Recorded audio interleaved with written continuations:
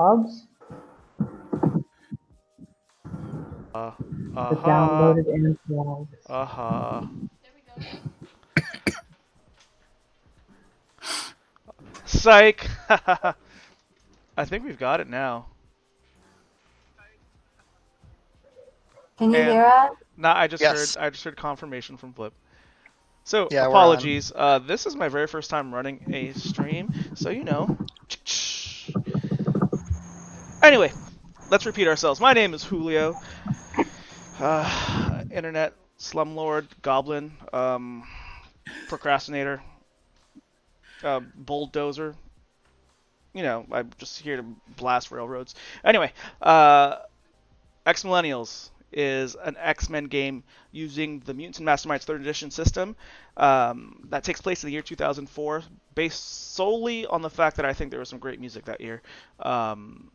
So, I mean, hopefully this show will help you look into some of those songs. Hey, let's start off with Bella again. Hi, this is my first time introducing. I didn't do it early at all. Anyways, I'm Bella, aka Boondoggles on Twitter. I will be playing a Filipino, very shy girl named Lita Ocampo because in this house, as previously stated, we play the races that we are, and our characters match cute. Pra, pa, pa, pa. Shots to nobody. There's no shots out to nobody on that one. That's just that was just a really broad topic, and it was just not topical. That's not no nothing to do with today. Shade in this game, absolutely not. And that's the T.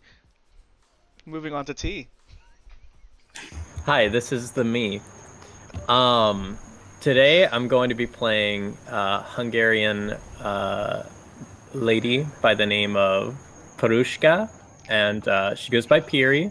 She loves movies. She loves to sleep. She loves her family. What more can you ask from a Hungarian expat now living in America and living the American dream in 2004? Specifically 2004. We'll see what happens in 2005 for her. I'm sorry for 2004. Anyway, Velvet. Oh shit. Dark greetings, y'all. I'm Velvet Fever, just resident redcap and chaotic gay, playing Hildebranda, who is a Colombian German. Just your goth girlfriend. Hell yeah. And Rowan, please tell us about yourself and a little bit about the team's punching bag. I mean, you know, that friend.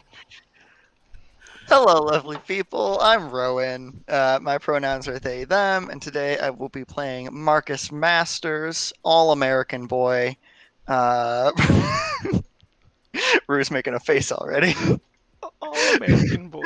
Whose pronouns are... That's how I've been describing him on Twitter. His pronouns are he, they, and we have all agreed that Marcus will be mercilessly bullied, so do not fret, it is consensual.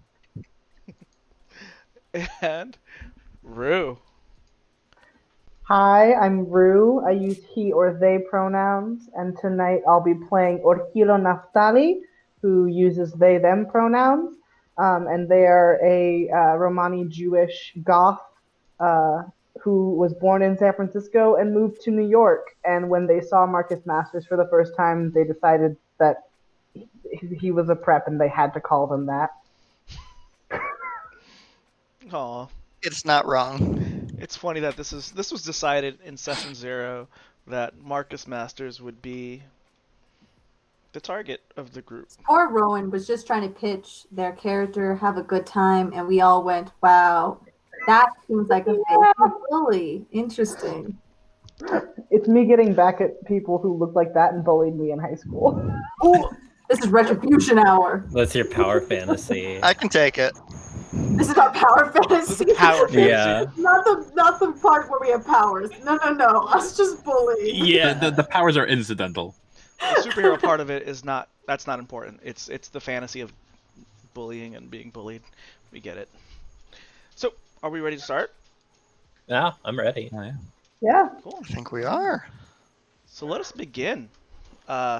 April 4th, 2004. It's a Sunday. It's a very special day in New York City. You've all made your way. Some are born and raised there. Some live there now. But you found yourself right here in Manhattan for a holiday. Specifically a holiday to commemorate New York's finest family, the Fantastic Four. They've been a part of the public eye. They've been a part of the identity of New York City for the last 10 years.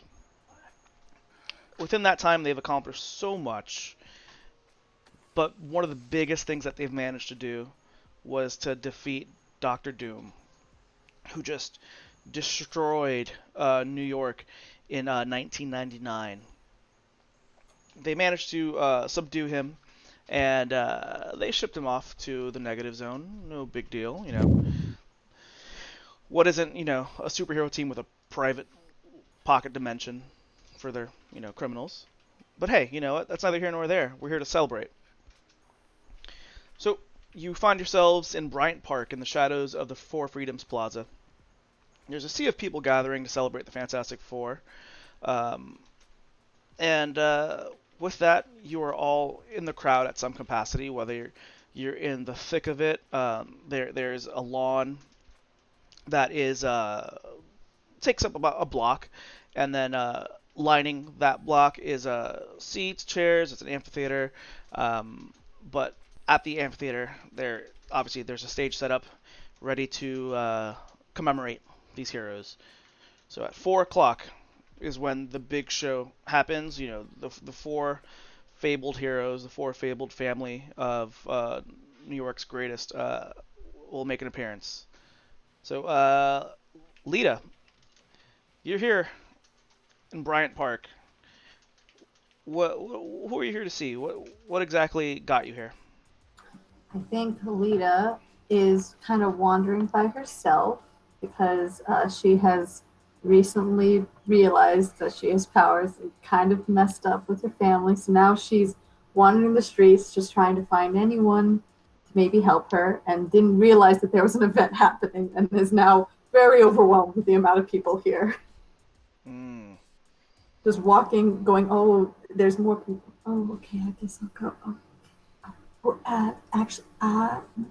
So she's not neither asking for help nor is she going to receive any help. Understood. And that would include speaking to people. There's like a million people here. Mm-hmm. There are hundreds upon thousands of people here. The streets are shut down. It's a huge event. Just keep coming. Just keep coming. Piroshka has traveled down to New York City from Buffalo, I believe. Yeah. And what brings her here? I've been workshopping that like her paw is probably like some kind of like statesperson. So like they're up and down New York, and like Piroshka is able to come to this event. It's like it's a thing that every young adult should see, you know? Why not? Right?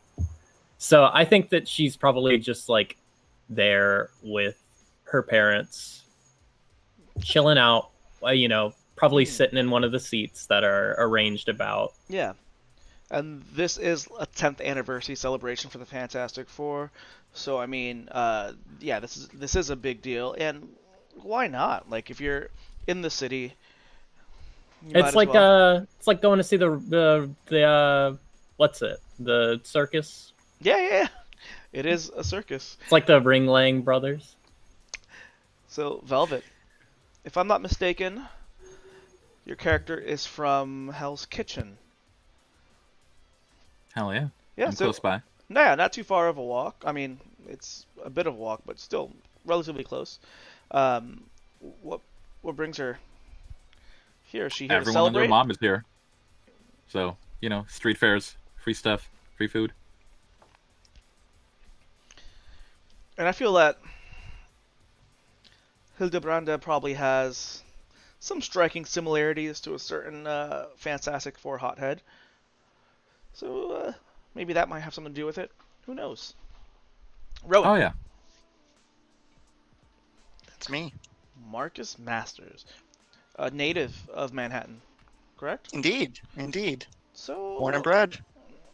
how about Marcus comes from money?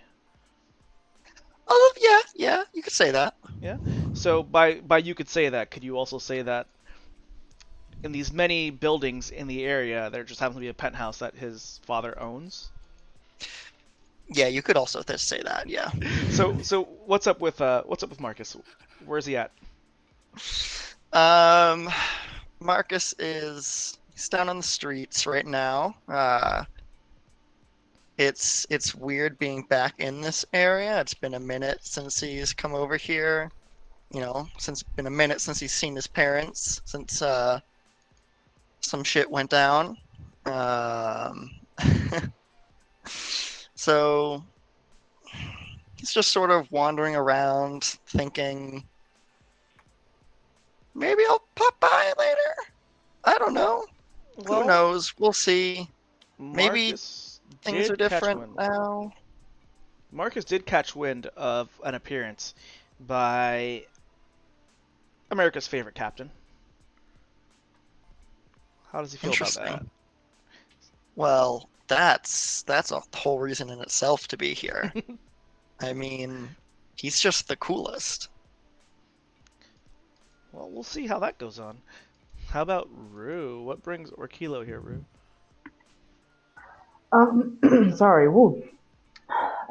Orkilo really likes street fairs and festivals. They, when they're not like at school, they spend a lot of time like at the Coney Island like carnival, because they're really good at carnival games, and it's something they've always been good at. So they play a lot of them in their free time. So whenever there's a street fair that comes up or like any sort of special event, Orkilo likes to go and sort of like play as many carnival games as they can and see what they can bring home, or give to other people, because a lot of the time they don't want the things that are there. So Orkilo kind of spends a lot of the time wandering around with their cane. They walk with a cane. And like if there is like a kid who wants something and can't win it, because children can't win carnival games, they're like it's not possible. Orkilo will like wait until they've kind of cried and gone away, like disappointed, and then go and win the game, and then like leave it where the kid can find it. Like they don't give it to them directly. They just kind of like either hand it to the parent or like tap the kid's shoulder and put it on the ground and then like walk away. Oh, that's so sweet of them. Well, but they would never tell you that they do that because they have to maintain a very cool persona. It's not goth enough. It's not goth enough. Well, as you're all making your way within this celebration, whether you're on the lawn or just passing by along the streets,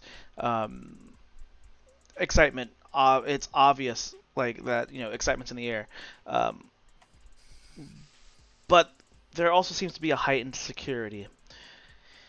It's not unusual to see something like this, but along the perimeter, for a few blocks, you notice that there are robotic, androids just floating around, keeping watch. These are blue colored Iron Man outfits. They are just standing in place, keeping watch. It seems that security is on the rise, especially since this is to commemorate some heroes that have made a fair share of enemies in the past.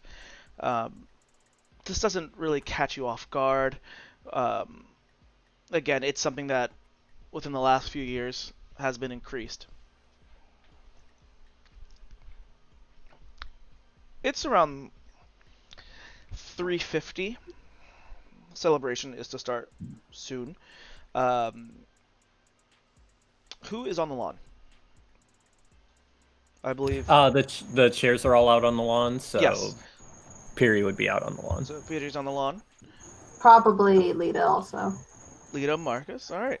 So Marcus wants to get a close a close look at the stage in case a certain someone shows up. I think Lita is definitely being like pushed by the crowd, and she doesn't know how to fight it, so she's just going with it. So, funny that you say that, Rowan, because Marcus is he hears a familiar voice, a voice that he just adores, on stage right now giving a speech to introduce the Fantastic Four is none other than Steve Rogers, Captain America.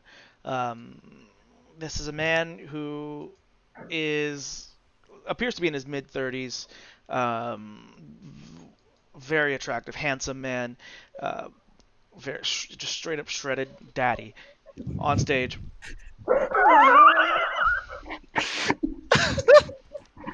Good. Oh yeah, we're getting horny. That's on the internet forever. As it should be. He is on America's stage. abs up front and center. Oh yeah, America's abs, America's ass, right there. So he's giving a speech about the greatness of the Fantastic Four, how during Captain America's disappearance, how this family stepped up in the 90s to ensure that, you know, not just New York but America was safe, and for that he thanks them eternally. As you're watching him speak, you feel a hand shove you off to the side. Seems to be a teenage boy with strawberry blonde hair, pale white skin, just kind of like shove you out of the way as he like keeps moving forward to try to get a good seat. All right. And rude. Very, very rude. But yeah, this kid just shoves past you, and he seems so excited. Pierre, you also see this from your bench. You've noticed while Captain America was giving a speech that this kid is, you know, wearing rather tattered jeans. Let's go with Jinkos. He's wearing tattered Jinko jeans, and he's got. He has my eye immediately. Oh yeah, he's wearing one of those silk button-up shirts with like the flames rising up. Oh yeah, this guy's up to no good. Yeah, but it has like a number 4 on it in flames. This kid is a huge fan of Johnny Storm, and he's just like making his way while his like wallet with the chain just dangles off to the side, and you notice that he's just like pushing past people with his backpack on. Is it the single chain wallet or like multi-chain wallet? Single. Oof. Multi-chain would get stuck all over the place right now. Lita, you feel just a jerk, like pulling you back, trying to like get around you, as this snot-nosed kid just forces his way past you. She moves easily. Sorry. So the one thing, you know, let me get perception checks from the three of you. I'm probably like up front and center because I shoved my way forward earlier. Yeah. So I love that for you.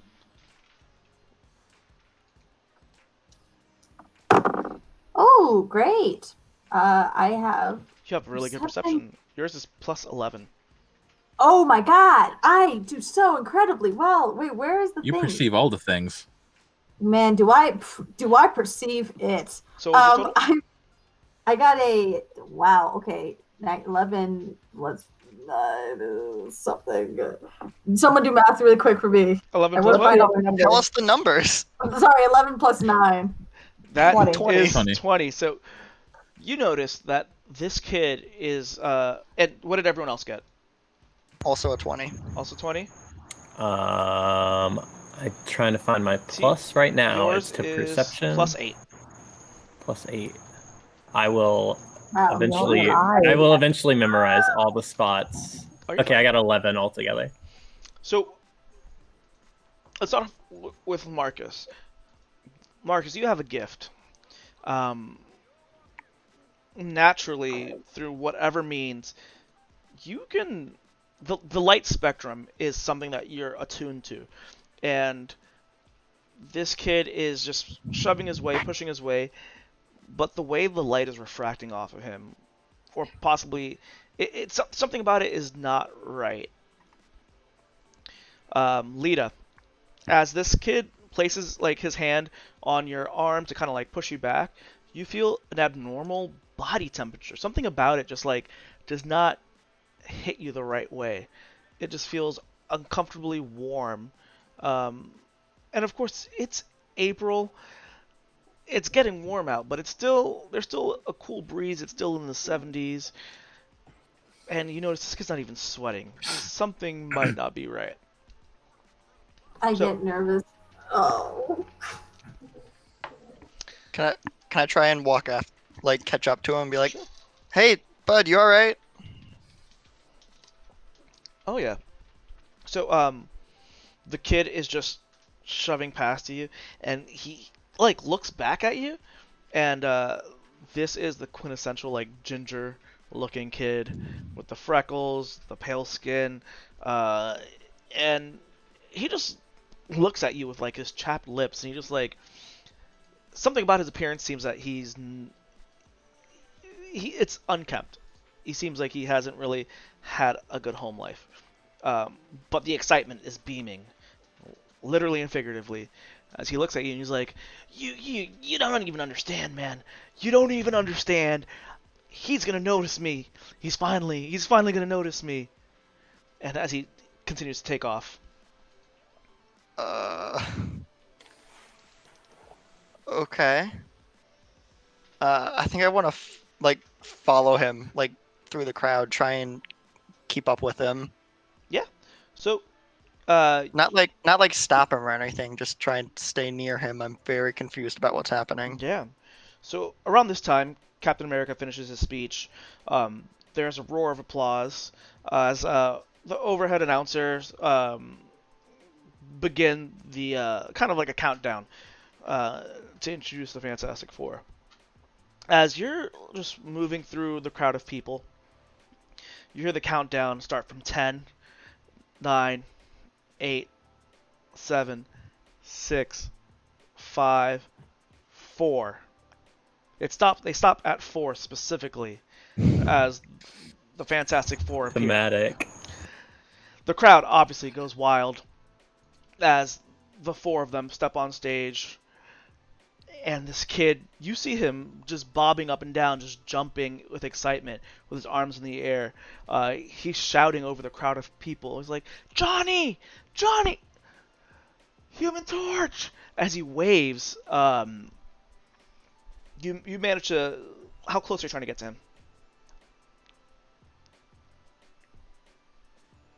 Relatively close? You're I muted. think you're muted. Yes, relatively close. Gotcha. So, Pro streamer.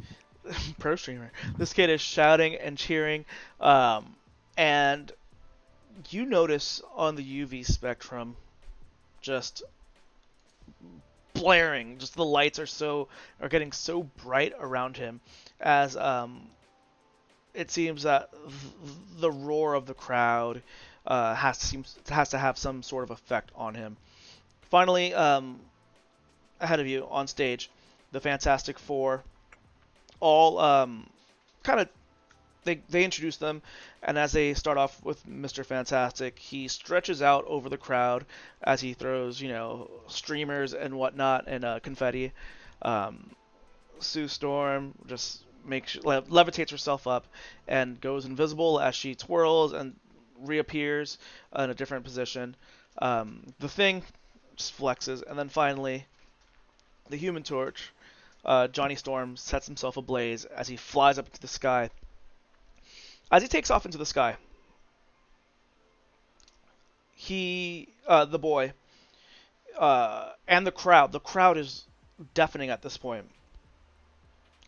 You're going to start to notice something. The temperature is rising. It seems that this kid is emanating so much heat off of him that the people next to him are starting to back away.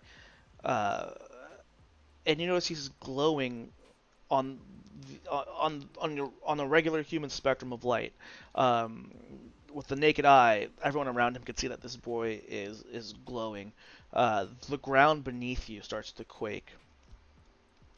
As the ground is rumbling, the ambient heat, the temperature rises, it doesn't seem that the Fantastic Four notices. Something bad is about to happen. I want to try and get close to this guy. Just be like, hey, you should not. I don't think you should be in this crowd right now. Something doesn't seem safe. Please let me help you.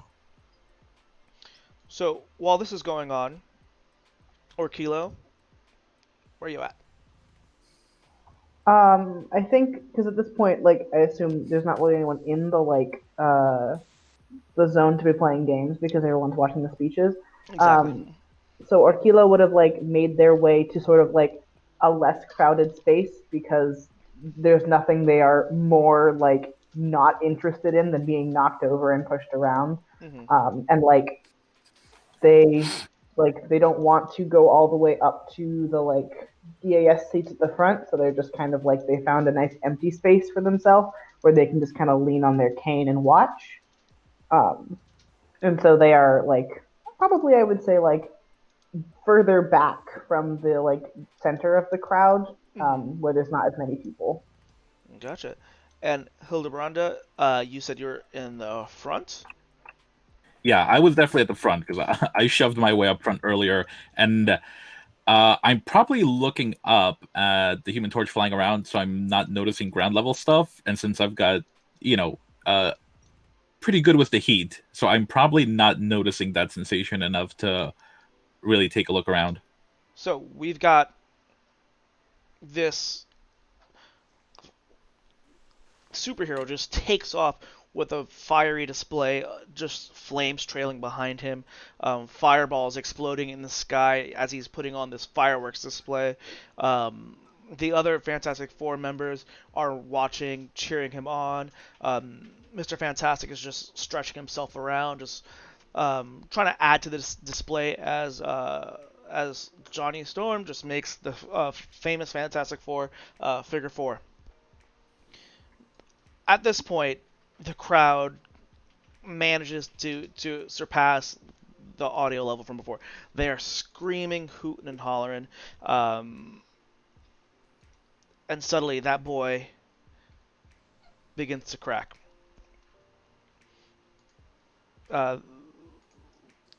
This boy Bailey explodes.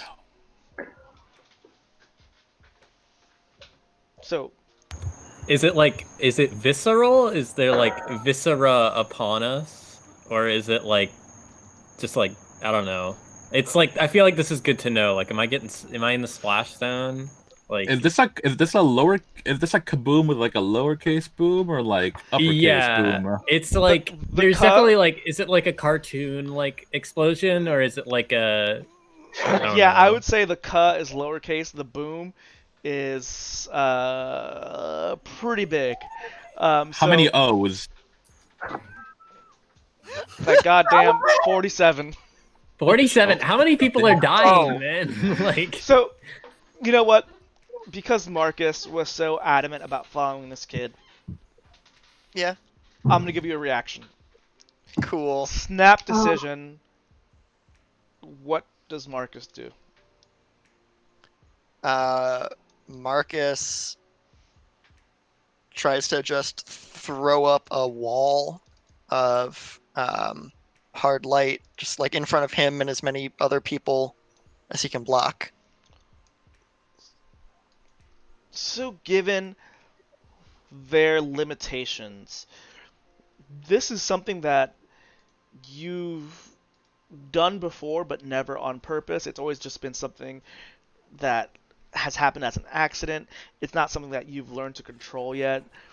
But in this moment of just so much stress and you just throw up a wall that manages to envelop you and about 20 other people around you. It's not super strong, but what does it appear? What does it look like? It looks like this lattice work just like constructs up in front of Marcus, and sort of fills in with a soft like yellow glow. So as Marcus manages to uh, just unknowingly create this lattice, this explosive energy just pushes against it, and as this wall forms, it starts to crack, um, and as it explodes, as your wall explodes, all those shards of like the hard light construct all seem to just shatter and push everyone behind it back. Now, no one is. This isn't cutting anyone up, but the force of it is. You've managed to soften the blow for a lot of people. As this happens, that's what their goal was. Hildebranda, Hit me. You hear this rumbling. You're starting to finally feel it as this kid just blows up right behind you. By right behind you, let's say he's still a good like 5 feet away. Given the special gifts that you were given, your mutation, how does she react? I think if I can tell that he's gonna pop, I might like. I probably won't make it, but I'll try to tackle him and either like. In my head, I'm either gonna smother the flames if he's catching fire, or I can soak up a good amount of the explosion since I can absorb some of the fire, at least if not the kinetic force. All right. Oof, this is gonna be a tough one. So, as you go to tackle this kid, you notice that there is no kid. There's no. You throw your body in there, but all you feel is the kinetic force, the energy, throwing you into the air. So give me a fortitude save. Actually, I believe it'll be a toughness. One second, let me find my toughness. Your toughness is 8. Okay, that's 18. Mm-hmm. Yeah, I would just add +8 to whatever I roll, or? Yes. Okay, cool. Yeah, 18 then. I believe that is how it works. I'm still learning. Gotcha. So, I'm sorry to say this, but I rolled a 30. Okay. Fuck me. It's barely and hitting. that's the way that Hildebrand died, and it's really sad. And we rolled. And I'm sorry, what'd you roll? 18. So that's a failure by 3. 12. Oh, Is yeah. that 3 degrees? What are the degrees? I have no idea. If you look at the I'm back deferring to of you. your, at the very bottom of your PDF, Oh. there should be a reference sheet there. And I should have had that pulled up, but I didn't. So good to know.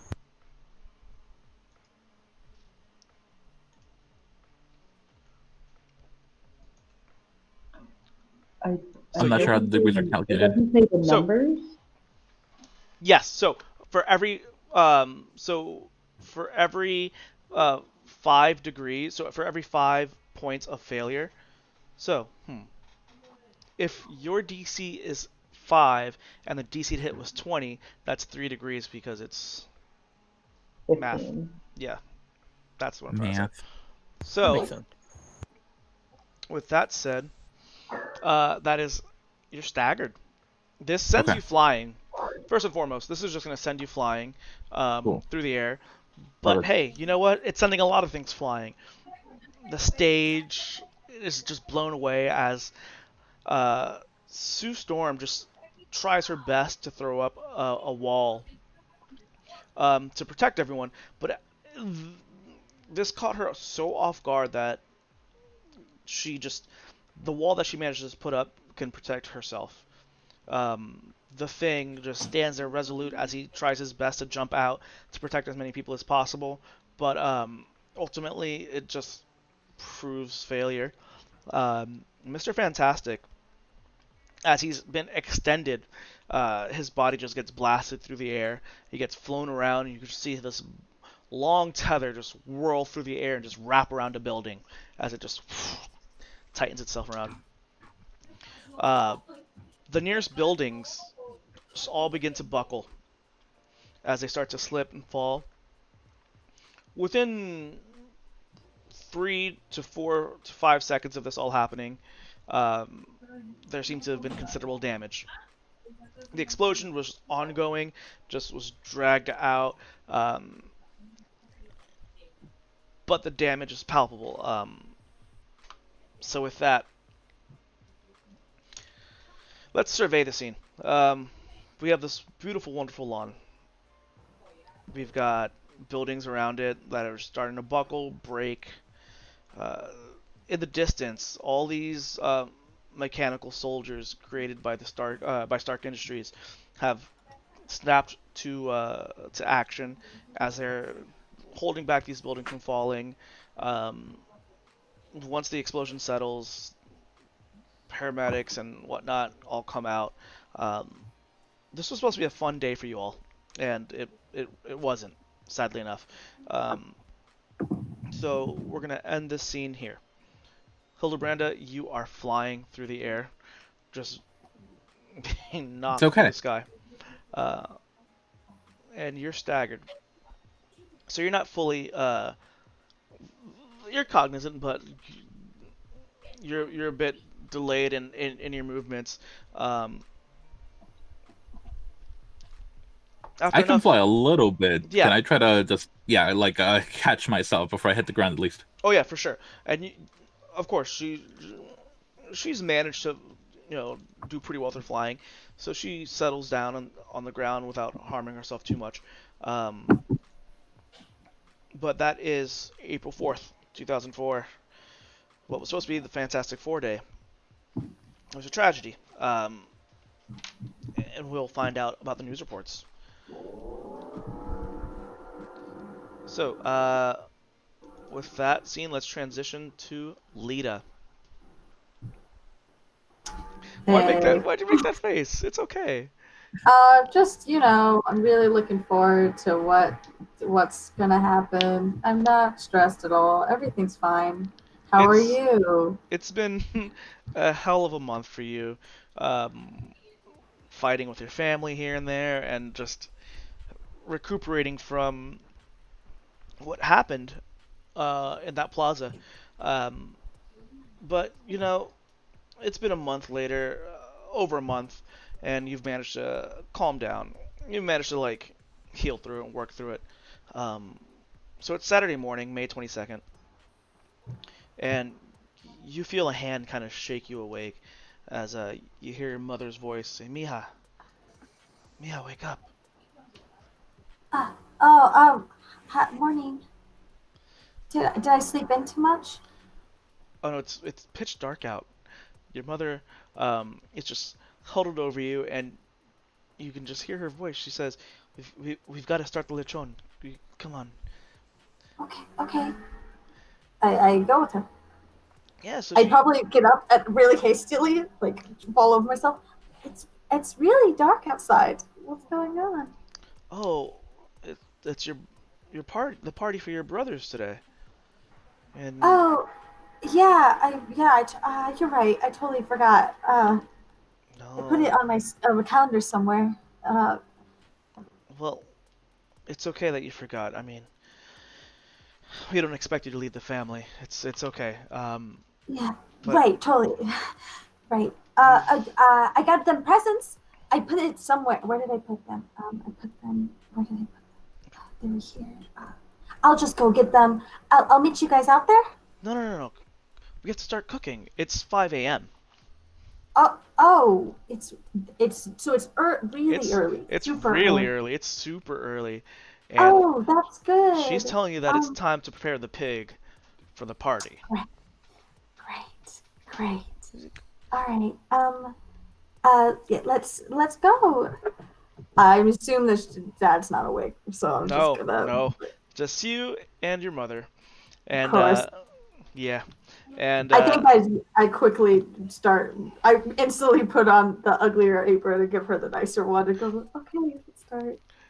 So you begin this beautiful pig that your mother has seasoned already. she just needs your help lifting it up and getting it into the roaster. Okay. And this is something that you've helped her with before countless times. I mean, any special like family celebration calls for a lechon. It's just how it is.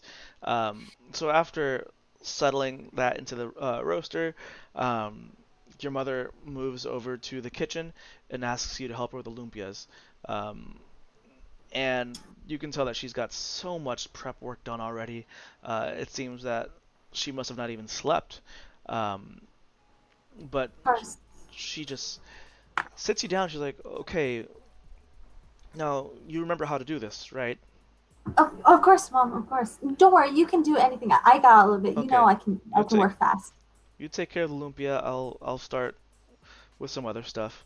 Okay. And the house for the most part has been pretty dark, save for like some night lights. So your mom, as you're on the dinner table preparing, your mom moves to the counter, and as she does, she turns on the TV. So it's just a small TV in the kitchen, and she turns it on to CNN.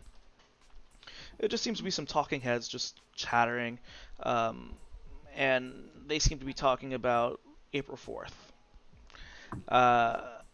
As they're chattering, there's a like scroll on the bottom.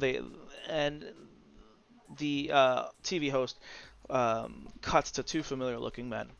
One is weathered, mid-60s. He's got well-manicured facial hair. His hair is salt and pepper, like graying. But this dude thinks he's fly because he's still wearing, on CNN of all places, he's still wearing gold-rimmed aviator sunglasses with a dark tint. This old man with a cigar just puffs on it, and he says, now what you've got to see is, this was a tragedy. You know, these people, they've been running unaccounted for, and it's about damn time that we do what's right now. I'm not a fan of, you know, stomping on people's rights like this, but these mutants, they can't just get away with that, especially when every one of them, you know, there's people capable of doing stuff like this, like a warhead. It's just not right. It cuts to another man, a familiar man again, rugged, strong-jawed.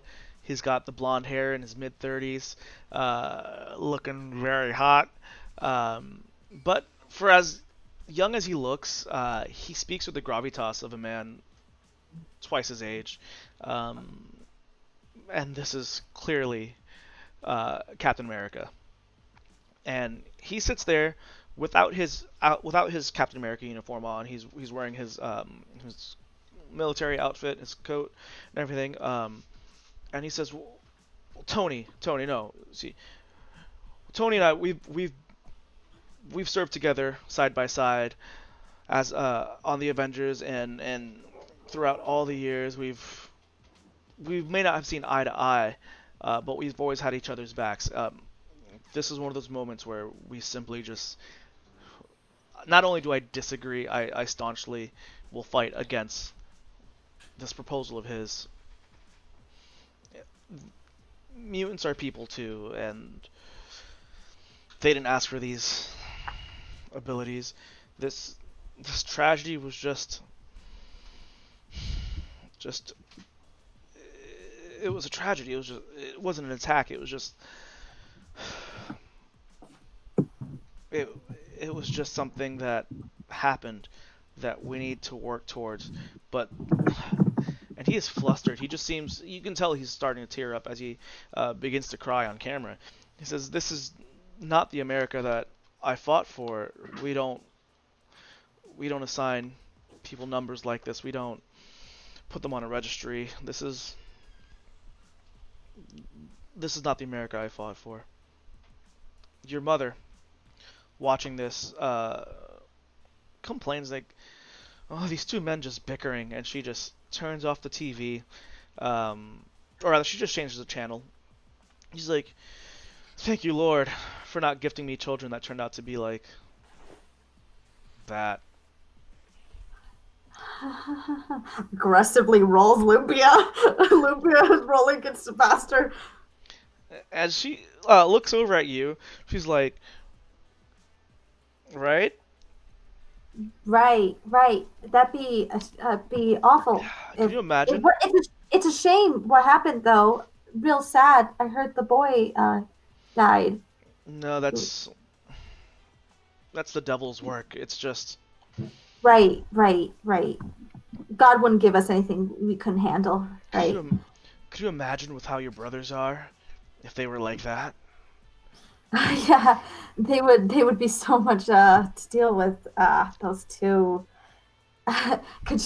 They'd be talented and handsome and smart and also have powers. Crazy. Bella, what are your brothers' names? You have two of them, right? I do. I have two brothers. I'm gonna name one. Let's name them. Let's name your brothers. Let's name my brothers. Okay, I'll give one a Caucasian name for fun. Just for fun. Let's leave it to the chat.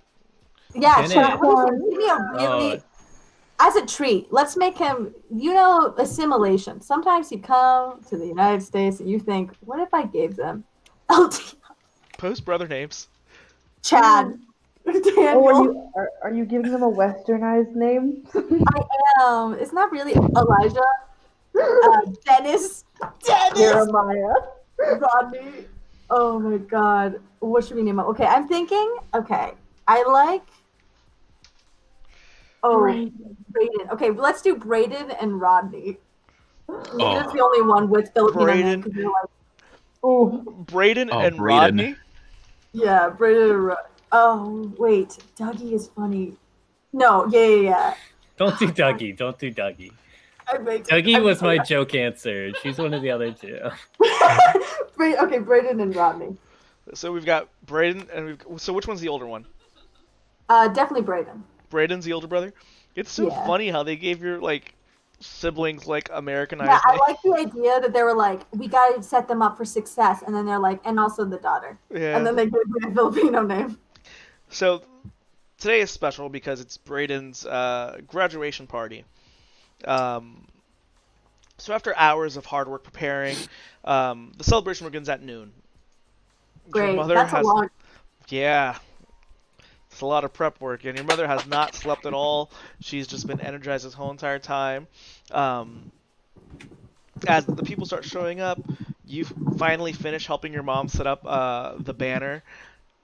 It seems that you and your mother have done everything. Your father and your two brothers have just been screwing off the whole entire day, getting ready to look good, and your father's been worried more about getting the house ready and clean.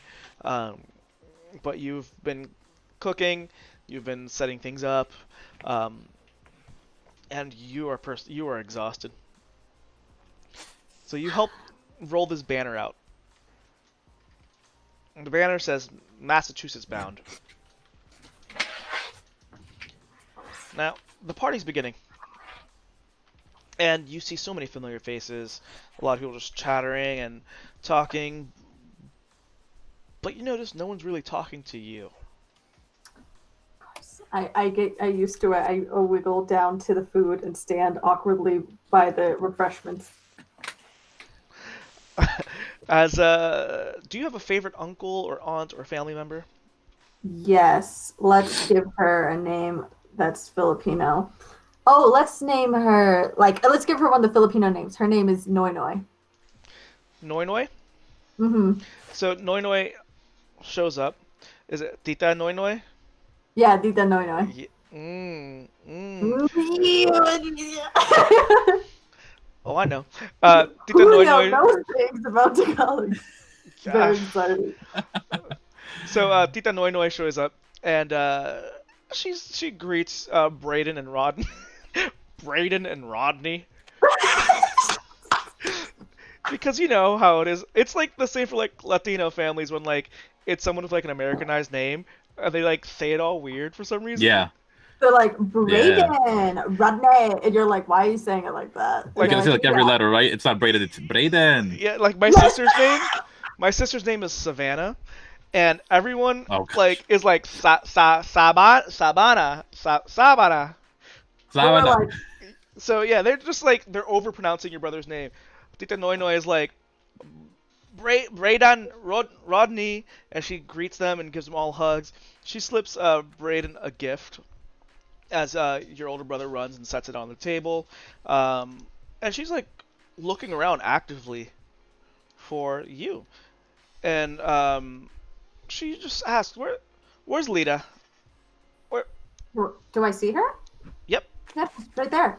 Oh, Tita, I'm right here. Sorry, I had.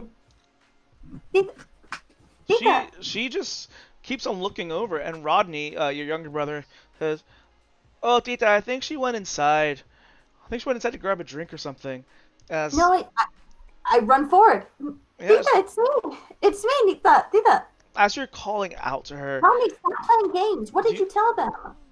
it seems that no one hears you. Your mother even says, "Oh, she probably went inside to go nap. We've been up since 5, and you know how she is." And No. the two of them just walk right past you to go inside to look for you. This isn't funny, guys. I know you guys like to play this joke. Did Brayden put you guys up to this? Guys, I chase after them. So, as you chase after them, they slam the door in your face. They're not even aware that you're there. Cars are still passing by. People are cheering and having fun, and they're playing different games in the front yard. As you try to get inside, you open the door, and the two women are just there talking. They don't seem to notice you come in. The door opening doesn't seem to affect them at all. I run to Rodney and I go, Kuya, don't play these games. Stop it. It's not funny anymore. It's not funny. Seriously, just Rodney, come on. Don't. Mom. I wanna grab her sleeve. I wanna grab her sleeve. So you grab her sleeve, and she like feels a tugging on her sleeve, and she like goes to like feel the area as like chills visibly just come over her body, and then she like crosses herself as she like noticeably gets freaked out and grabs your aunt by the arm, and they walk out. Oh God. I know, it's okay. Everything's okay. Brayden will know what to do. He will know what to do. I go to look for Brayden. He's the eldest. Brayden is outside. I go back outside. Brayden, everyone's doing a bit, and I don't know what's going on. Everyone's doing a joke. It's not funny. Tell Rodney to stop playing around. So as you're approaching Brayden, he looks at you and he's like, "Lita, what do you mean?" It's so weird. It's so weird. They were acting like they didn't see me. Isn't that so weird? No, I'm sure they saw you. Yeah, you're right. You're right. You're right. I just must have been being dramatic. You're right. Sorry. This is your day. Congrats, Brayden. Kuya, I'm so proud of you. Yeah, I'm gonna miss you when I'm gone. I mean, I know Massachusetts isn't too far away. You can come visit me, but like, still, it's gonna be weird not having someone to wash my clothes for me and clean my room and everything. Yeah, right. It's like I have to learn how to do that myself again. Right. I can always go up and help you do your laundry if you'd like. No, that's not cool. This is an academy. Like, I think it's time for me to just figure that stuff out for myself. Right. I don't want to embarrass you or anything. Yeah, Yeah. I'm gonna go say hi to Adia. I'll go get your present also. So as you start to leave, you notice that there's cars driving up and down the street. That's not unusual, but for some reason, a Hyundai Elantra drives by, just an unassuming car, and No. it kind of like parks along the side. It double parks. It doesn't even like park. It just like parks right next to another car. A woman opens the door, and it's just fiery red hair, long hair too at that, and a a green trench coat. This woman gets out of the car and just like looks over at you. She's wearing sunglasses. You can tell that she's probably around like her mid 30s to like early 40s. She kind of lifts down her glasses and raises an eyebrow at you as she like puts them back on and gets in the car. Lita is shook. No one ever notices her. Yeah. Kuya, who was? Did you see that woman? That woman just now? Like, no. Listen, we gotta play. We gotta play this game real quick. Don't. Come on. Okay. Right. Okay. I watched the cut. She just went back in her car. She didn't drive away. The woman, yeah, she got back in her car and she drove away. Okay, that's weird. It's probably I'm just being and again. If I'm not mistaken, let me look at your sheet again. As she drives away, there are 4 numbers and a name, and some sort of word that just keeps on repeating in your head all of a sudden. You can't seem to get it out. What is it? The numbers are 1407. Gray Malkin. Does that mean anything to me? We'll see. T. Okay.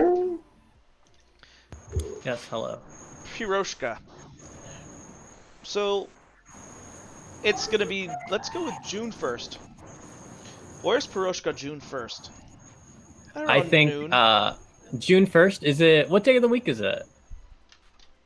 I don't know what actual day it was in 2004, but I think that it'll depend a lot whether or not it's the weekend. It was a Tuesday. Tuesday?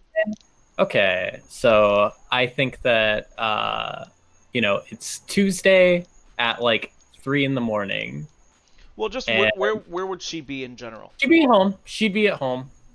Okay. She doesn't go out much. She doesn't really have anywhere to go, so. Okay, so here, it's the afternoon, 3 o'clock, as Piroshka is having just this very vivid dream. Who does she live with? She lives with her parents currently. Just she doesn't have any siblings. So she's having this very vivid dream. What kind of vivid dreams does she normally kind of have? I think that she has a lot of dreams where she will like go into a room and it will just be filled with like different items, and then she'll be like, "Oh, okay, look at this. Whoa, look at this." And then she'll leave that room and then she'll enter another room and it'll be like different items. So she goes through like an endless like hall of like mazes. I think those are her most like, usually if she's having like, I don't like that. A dream based off of something, she like doesn't interact with it. She just like watches it for the most part. Observer. But like when she's in the dream, like she's really focused in on the dream, she's just like, "What's in the store? Okay. All right." So she is having this very vivid dream as she hears some stomping up and down the halls, and some doors are being closed, and finally some sort of noise woke her up from her dream. As she wakes up, she sees this room of yours just full of balloons. Ridiculously full of balloons. Like, how'd you manage to get any of these in here? Like a vlogger amount of balloons. Like, I filled my room with 6,000 balloons. Yes. Like, guess what happened next? All with helium. They're all just hanging up and just. So, what's Piroshka? How does she handle this? I think that like she just like squeak around in the balloons a little bit and like try and go back to sleep before like realizing what was up, and then she'd like sit up very excitedly. She hears a knock on the door. I think that she would like freeze and like hold up 2 of the balloons and then like look over at the door and then like go back to the balloons and just like see what she could do to like manipulate the balloons. I think that she would immediately be like more occupied with the balloons. And I don't think this would be like a rare occurrence. I think that she's like normally late to like her door.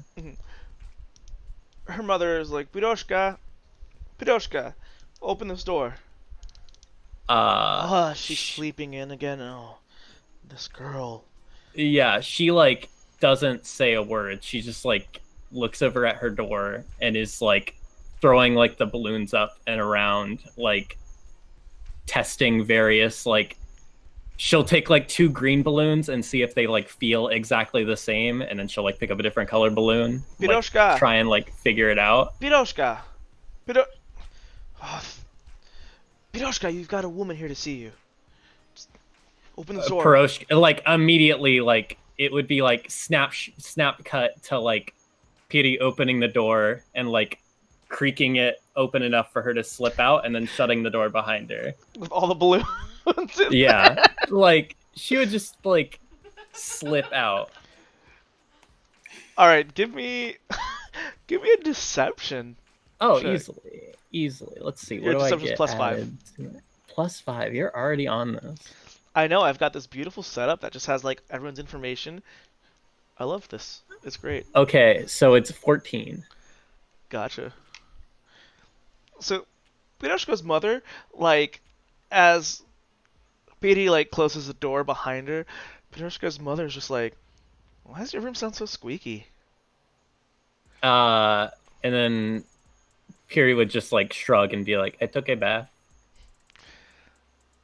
Like she's like very like she's like constantly sarcastic with her mom, and I think her mom just like takes it at face value. Like she's never like, "What do you mean?" Like she's just like classic. Like so your mother just like shakes it off. She's like, "There's a woman here to see." Yeah, you. I think that she'd be more like preoccupied with the situation at hand. She's like, "There's a woman here to see you."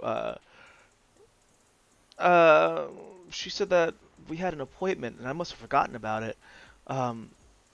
It's about school. I've never really like thought about what the layout of her house is. We'll assume she has stairs. Luckily, she fell asleep in her clothes last night, so she just walks downstairs without like any issue. Yeah.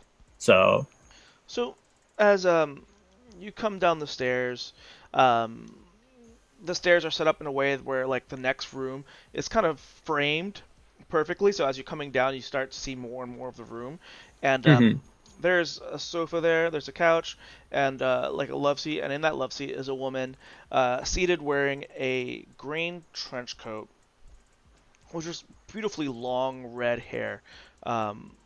She leans forward to grab her cup of tea and takes a sip, and once your eyes meet, she smiles and lightens up. She's like, "Oh, hi, hello. Piroshka?" that is my name, and I think that she'd give like a, you know, like curt wave back, but I think that she would stay like by the like stairs. I don't think she would like enter the room necessarily. No, please, Piroshka, have a seat. And she would. She like as soon as like she was invited to, she would just like be like, and like go and sit down. So I was discussing with your parents about your schooling, and actually, I'm sorry. And she looks to both her parents. Do you mind if we speak in private? As they give you the room. Once they leave, she leans forward to shake your hand. She introduces herself as Jean Grey. She says, "I am headmistress of a school for special children." And I'm listening. I feel that, to keep it discreet, I feel like this might be something that will benefit you. I can sense that you've been having odd dreams, and with these dreams, just odd wakings. I think that she would like glance back at the stairs and then like give a small nod, and then she'd be like, "Okay." She still doesn't really she doesn't know exactly what she's trying to sell, and she's not about to like go like, yes, you're right, my dreams. You know all about my dreams. So she'd play coy about it. As she's playing coy, the TV turns on and seems to flip through channels, and it lands on a news station. It's Fox. Let's go with Fox News. Maybe not something that Piri's parents are normally watching, but it just happened to turn on here. The timing is impeccable. The TV just happened to turn to Fox, as they're talking about a mandate being signed. Effective immediately, all mutants are to register with the United States government. The man on the TV seems to be, let's say he's a senator. Let's pick a shitty state. No offense to those states. Let's go with Kentucky. Kentucky. Now you set me up for failure, no matter what. Let's go with Kentucky.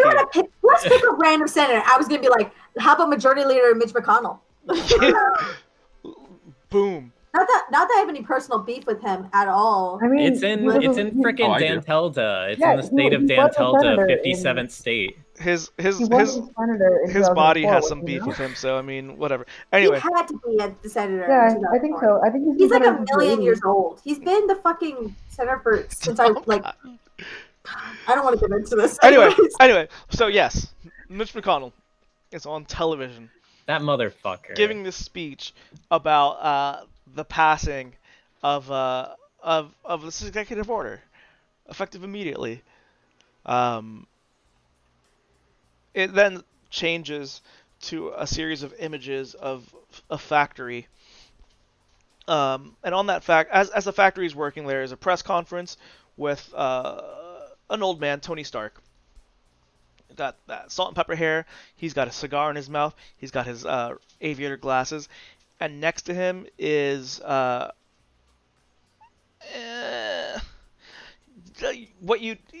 Daddy. It's Daddy. It's not. It's not Daddy. You see a man in a suit, again in his 60s, very just looks like he's not the life of the party in any way whatsoever. Mm-hmm. The two men shake hands as there's a banner that says Stark Trask.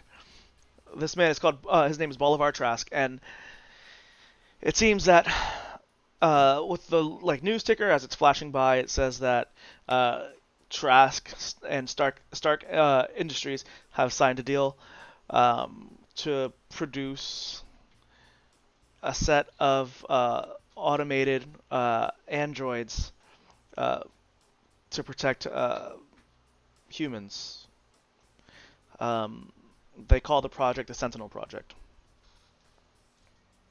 With that, Jean turns to face Piroshka and she says, these are not going to be easy times for us in the coming months, years, who knows. I know this might be strange. It might just scare you, but I feel that this is something that you may want to do. She gives you a card, and it says the Xavier Institute. Please consider enrolling for your safety and for all of ours.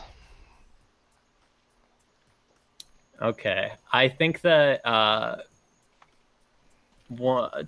Terminator 3. Okay, it's 2000. Terminator 3 is 2003. So she's definitely seen Terminator 3. Of course, she's seen Terminator 2, yeah. But 3 has been out. The series has been ruined, so I don't think she's gonna make a Terminator reference. But she notes that the situation is eerily similar. She takes the card. I think that she would just give a slow nod and then shove the card into her pants and then stand up and go back upstairs. So, Jean, Unless like stopped, I think she'd just like be like, okay. yeah. So your parents seem to enter the room like as soon as you get up, and they go over to Miss Gray, and they thank her like, oh, thank you for. It's not often that we see colleges so proactive, making visits like this. It it's great that you think that our daughter is as gifted as you say she is. We never really thought she'd get into an Ivy League.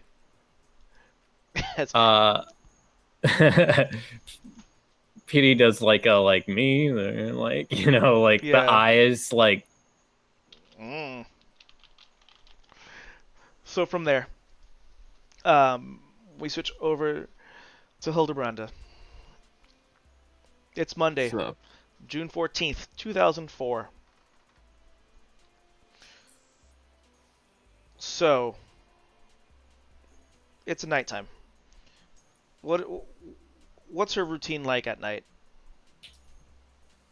She doesn't have school or anything to worry about. Well. Nah, no rules. Depending on how late it is, she might be coming back from the opera. Okay. Yeah, so you know what? It is pretty late. I mean, let's say they got out, later, and maybe she, did she go to the opera with friends? Nah, she goes by herself. Oh, so yeah, she's making her way. She was on Broadway, and she's walking down. The street escapes me, but either way, Broadway, Hell's Kitchen. Not too far of a walk.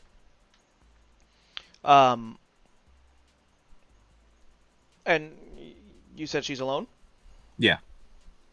So as you walk along the streets at night, you've heard plenty of the Devil of Hell's Kitchen. But how does she feel about that? Good for him. Yeah. I don't think she's run into him before, but he's doing good work. So as Hildebranda is walking through the darkened streets, let me get a perception check. That'll be +6. Get a math. Oh, 30-20. Ooh. She hears some odd noises coming from behind her. Not behind her, but behind and upwards. Almost like feet running along the rooftops. All right. I'm gonna find an alley to duck into, and just get far enough inside, and then turn around and see what's what. So she ducks in the alley as she sees above her just one person jump over, and then another, and then another. They seem hurried. They seem rushed, like they're running after something or someone. Okay, if I don't get the sense that they're chasing me, I'll start chasing them and see. Yeah. See what the haps are. So, how does she go about it? Ooh. I think I'll fly up to the roof and then parkour it. So, I would say that she is not... Her powers... She's aware of her powers. They've taken almost a physical... They've made a physical change, especially with her eyes. So she's aware of her powers. She knows how to use them on a very minimal level. So flight, propulsion, might not be the most graceful thing she can do, but she manages to just like... Oh yeah, I'm not going for grace, just function. She super jumps her way up. So, as she gets up there, she's these three silhouettes just jump from rooftop to rooftop. You said you had a dirty 20? Yeah. So you see that there seems to be something on their backs, almost like Probably like swords or something. Ninjas. I'm gonna chase the ninjas. Don't get to do this every day. Yes. So she gives chase. These ninjas seem preoccupied. And is she being stealthy about this, or is she just being blatant? Oh, Blade, yeah, that stealth is not in her lexicon. Yeah. So as she is chasing behind them, she's using the little bit of like propulsion that she's mastered to just lift her over the building tops. It makes a noticeable sound every time she uses it. These ninjas kind of catch wind of that as the one on the tail kind of turns around and he says something in a language you don't quite understand as he hurls something towards you. And let me get a dodge check. Chrysler or Neon? Chrysler. So your dodge is 8. Oh, 8. Okay, dope. 22. A shuriken just whizzes right past your head.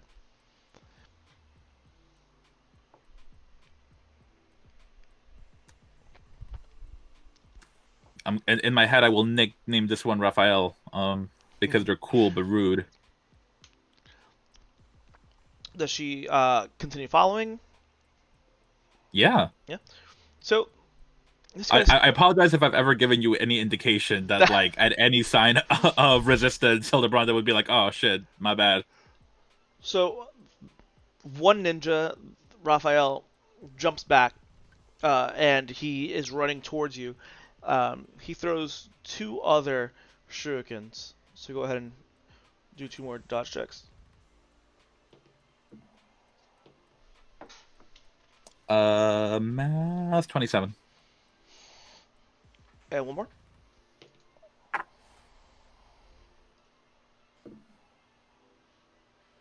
Uh, 15. Oof. All right. So another one whizzes right by you. But the third one, as you're watching the other one go by, the third one just clips you on the shoulder. So go ahead and give me a toughness save. Ninja Turtles and Opera. And your toughness is 8. Okay, cool. Math 23. All right. It seems superficial. It clips into A you, flesh but wound, one might say. with is it your leather jacket? Yeah. Yeah, it breached your leather jacket, but it's just barely breaking the skin. But the other 2 ninjas have taken off. This one now has its katana drawn as it is initiating combat with you. So, what does she do in retaliation? I probably got a lot of momentum built up. I think I'm just gonna, take a page. Street Fighter's been out by now. I'll take a page out of Ken's book and just, like, propel a knee into chin. Yeah, so are you doing an unarmed? Yeah. Let's go ahead and roll an unarmed. That's d20 plus 6.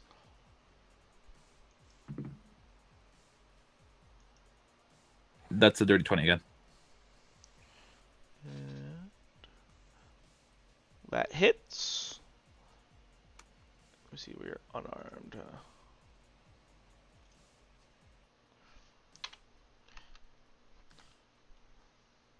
And your unarmed DC is 16. So you managed to like tag this ninja, but it's a trained assassin. It goes with a punch, or I'm sorry, with the knee. Doesn't seem to really do much to him as he rebounds, and he comes towards you with his katana.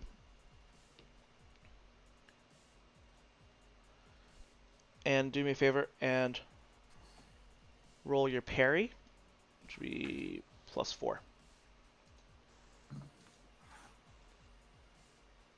18. All right. So do me a favor and then roll your toughness.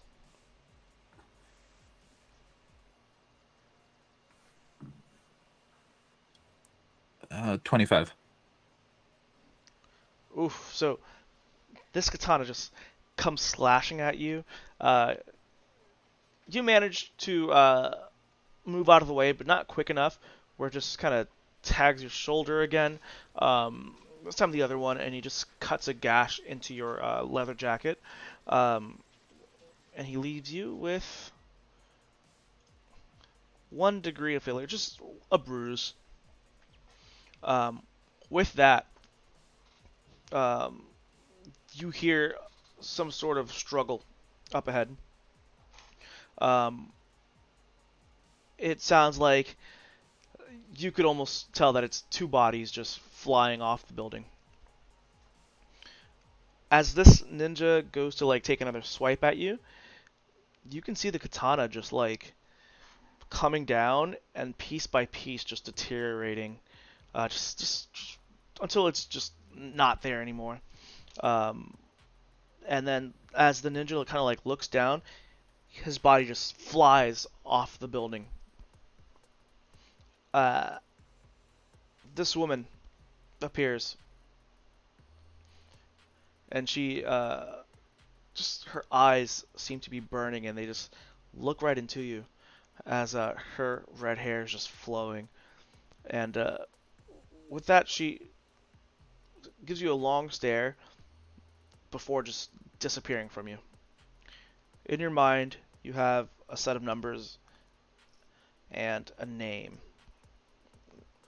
1407 Grey Malkin. Does Hilda head home? What does she do? I'm gonna look around if there's anything like swords or shuriken left. Might as well get something out of this little escapade. Sword is gone. There's only a hilt, and you're gonna have 1 shuriken, the one that got stuck into you. Okay, I'll take the hilt and the shuriken. Yeah. Does Hilda head home, or? I think I've earned some pizza. So, on your way home, you stop by and get some pizza. Your mother is so... I assume, does she live with her mother? Yeah. So yeah, your mother's ecstatic as you come through the door. She's like, Mija, no, get inside, close the door, lock the door. What are you doing outside? What are you doing right now? I was coming back from the... He's running free tonight. It's been all over the news.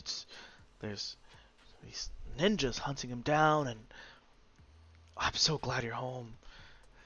It's not safe for us here. I was worried about you.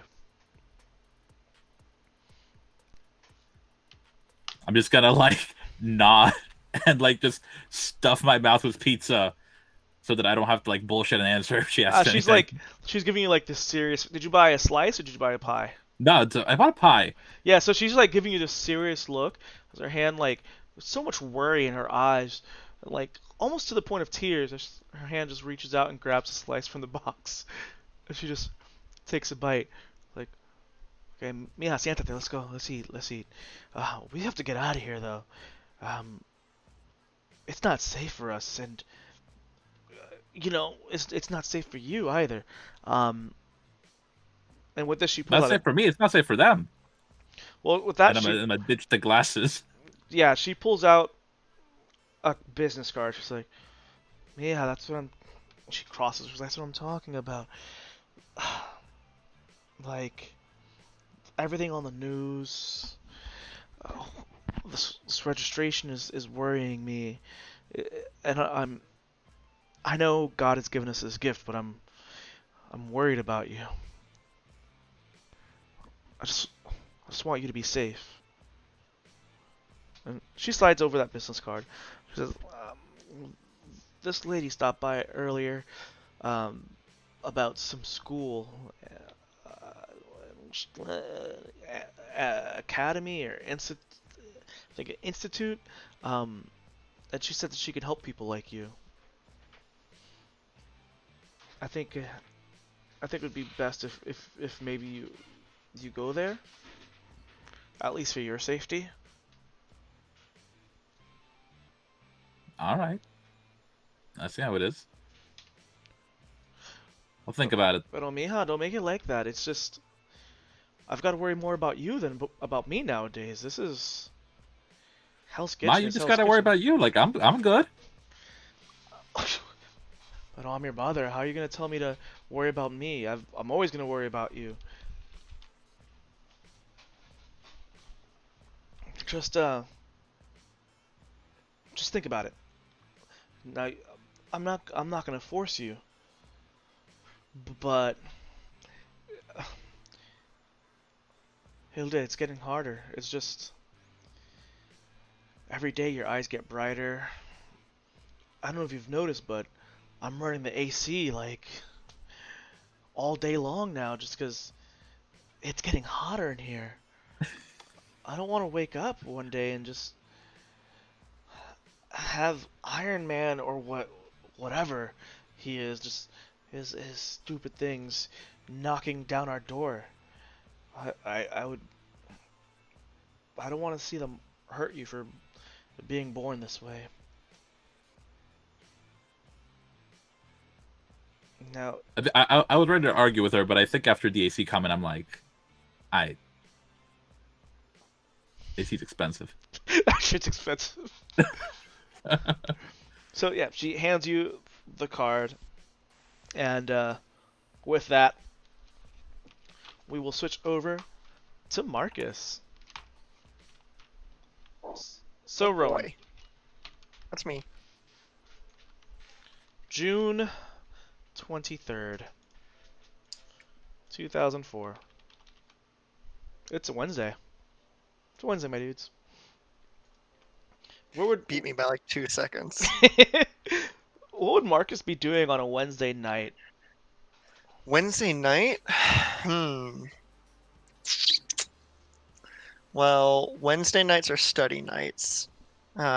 So they are hard at work with some math problems. They're reading ahead a chapter so they can be prepared for next week. Just, desk lamp, just working away, Yeah. just headphones in, listening to music. So Marcus is actually in this beautiful, lavish study, like floor to ceiling, like bookshelves stuffed with books. You've got the ladder and everything. You've got an iMac. They have iMac. Yeah, they definitely had iMacs 2004. yeah. There's the iMac. I mean, and you're working on this beautiful, like hard wooden desk. With your father. What's your father's name? I think his name was Peter. Peter. Peter. Yes, Peter Masters. So yeah, your father has like a portrait of himself just hanging on the wall in between these bookshelves, and you're studying like right underneath this. You have sisters, is that correct? I do. How many? I have 2 younger sisters. Yeah, so Twins, actually. they're twins. So the twins, kind of like knock on your door of the study. What's up? Like, Yeah, come in. hey Mark. Hey Take the Marcus. headphones out. Yeah, What's going on? You take off the headphones to your iPod, Mm-hmm. because you have one of those. Because it's I do. 2004. Yeah. You're a rich kid. Correct. So you've got your 2 twins. How old are they? You said they're younger. They're like 15, we'll say. Okay, so they're like Marcus. I don't know if you heard Did you hear the news? I've been studying. I think Dad is pretty mad. Well, yeah, that's just like a general sort of rule. no, but like with everything going on right now, Hmm. Dad's kind of like fucking flipping his lid, and it's just he wants us all to get tested. Right. He wants us all to get tested. You Um, know? can they do that? Uh, Marcus asks, "Can they do that?" And both like sisters look at one another, like, "Yeah, it doesn't matter what they can do. Like, maybe they can. Who knows?" But the thing is, Dad's like, he's mad. He thinks that like we're safe here. He thinks like they shouldn't be coming here, and he's just like, he's so sure of it. He's like, I don't know why you think I would give birth to, why my family would give birth to anything like that. Our bloodline is pure, blah, blah, blah, blah, blah. And, he says that we don't have any, mutants in Yeah. the family. And so he's like really offended. But like, you know how Dad's kind of like smart but kind of dumb? It's like reverse psychology. So he was like, Mhm. to prove it, I'll let you test my children tomorrow. And that's kind of the problem. Yeah. Yeah, I know that.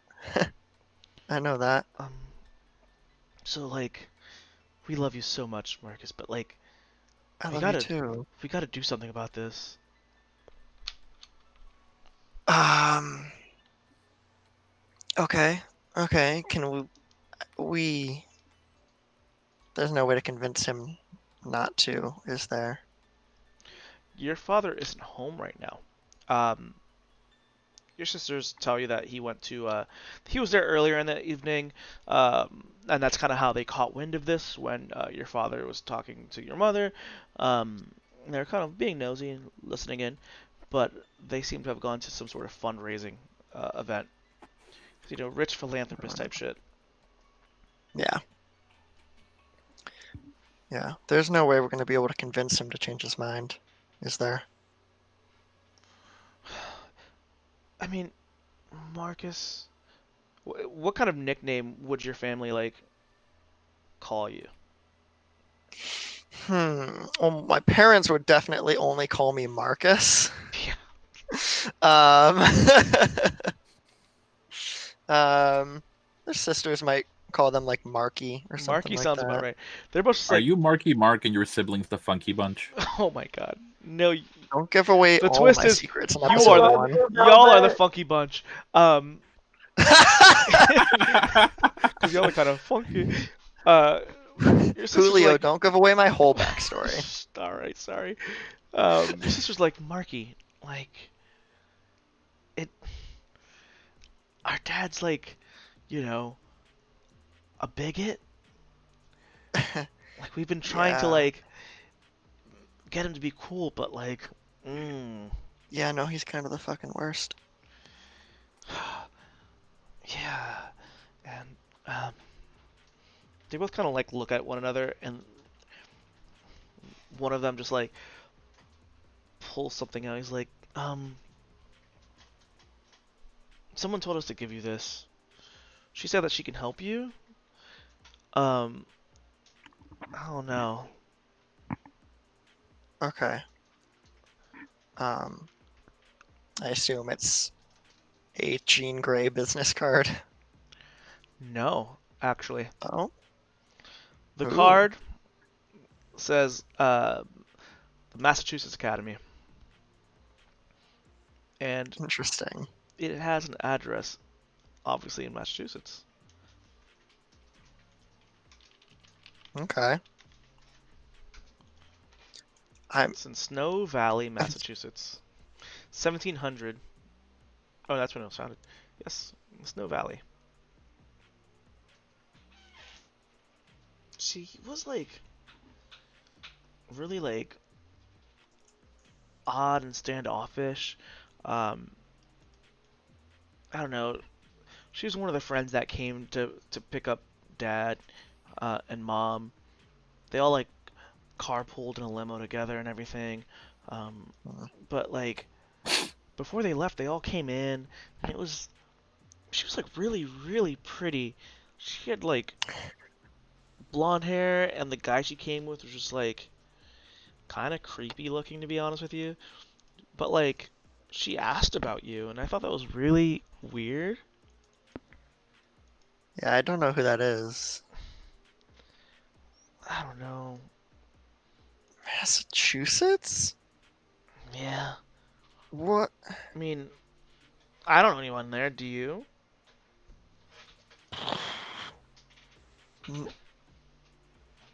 No, no, no. Everyone I know lives in Manhattan.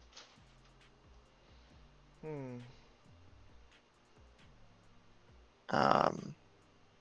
Well, either way, we have to get you out of here before tomorrow morning. Are you two gonna be okay if I go to Massachusetts tonight? Dude, come on. Like, we're girls. Dad doesn't. So true. Dad doesn't care about us. He cares about his son, carrying on the family name, being a successful businessman. He just thinks that, he just thinks that he can just trade us off to another family in hopes of like some monetary gain or some business transaction. But I mean, we should be good for it. Okay. Okay. This is 2004. Mhm. I'm gonna show my age, It was June my 23rd, young age 2004. here. This is 2004. Flip phones are a thing, right? Oh, totally. Yeah, absolutely. Okay. I'm sorry, I'm baby. No, you're good. The babe. Bye-bye.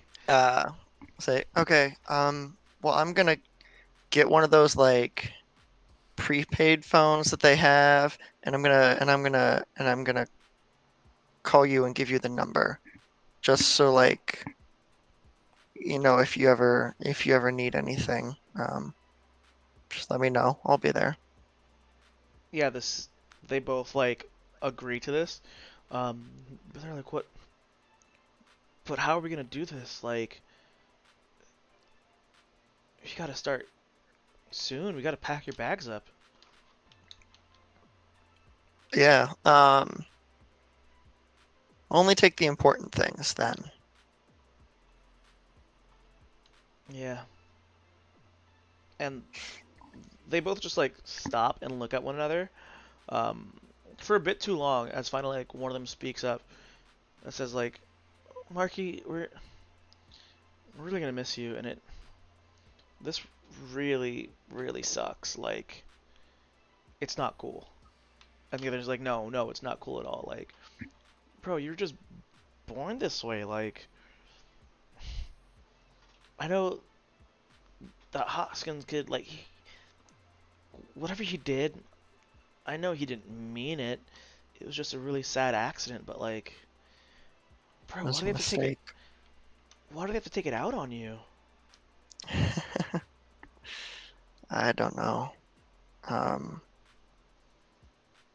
None of this is your fault, so you don't have to apologize for anything. Yeah. I mean, if we were born, like you, maybe you wouldn't have to be worrying about this, but they both just like take a deep breath, and then they agree to they're gonna help you out. They're gonna start gathering your bags and what you might need. Like, yeah. Okay, so Marky, you can't forget your laptop. You can't forget your iPhone, your iPod charger, your phone charger. I got it. He's packing like textbooks as well, and they stop and they're like, why are you taking your books with you? Ugh, Marky, you're such a fucking nerd. SATs are in like a couple months. We're fighting for your life here. Leave. Well, he'll take out like half of the textbooks. they like take them out. They like as he takes them out, they grab him from him and they just like throw it down. All right. Also, like, don't be weirded out, but like we've been reading some stuff and like we know that when someone's gonna disappear, they don't want to pull out all their money at once. So like once we heard that this whole mandate was passed, we've kind of just been like pulling out some money here and there from our bank account. So we kind of have this for you as they like pull out a sizable amount of like cash. Yeah. An amount of cash I'm gonna actually roll for. Ooh. Oh, damn. Yeah, let's go. Roll for the high roller. You Oof. got 7 worth of money. A singular money. You have $1. $600 in cash. Oh, okay. Cool. Damn. Could you imagine if Julio was like, this D20 is for change? And it was like, 20, aka 20 cents. You've got 20 pennies. It's $600 in 2004, so that's like Oh. that's like a Bitcoin's worth. It is. 2004 was a time. You have a singular cryptocurrency. Yeah. Woo! So Marcus has some money, his bag's packed. What's the move now? What would be the first thing he would do? First thing to do is pull both of them into a really long, tight hug. Debates for a long time about whether or not to bring his lacrosse stick. Ends up going with no. I'm sure, at the urging of their sisters. Mm-hmm. And then is gonna head out. Thinks maybe it'd be best not to take one of his dad's cars, because like license plates and stuff. So is going to just find his way to like a Greyhound station. Oh, okay. So as Marcus uses, I mean, New York's got a fantastic transit system. Yeah. I say that coming from a city that has none now. So he finds his way to the Greyhound station. As you're walking through the subway, you fish out that card again, and something just does not sit well with you. Let me get an insight check. Ooh, boy. Wow, my best skill. A whole +1. That's an 11 total. Yep, everything's as it seems. Everything's tip-top shape. No, I'm kidding. All right. Something about this just doesn't sit right with you. The things that your sister said, that this was a friend of your dad's, is just like weighing on you.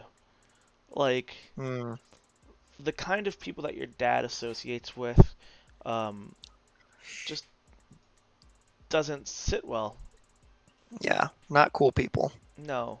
And for them to like be this interested in you, something seems off about it.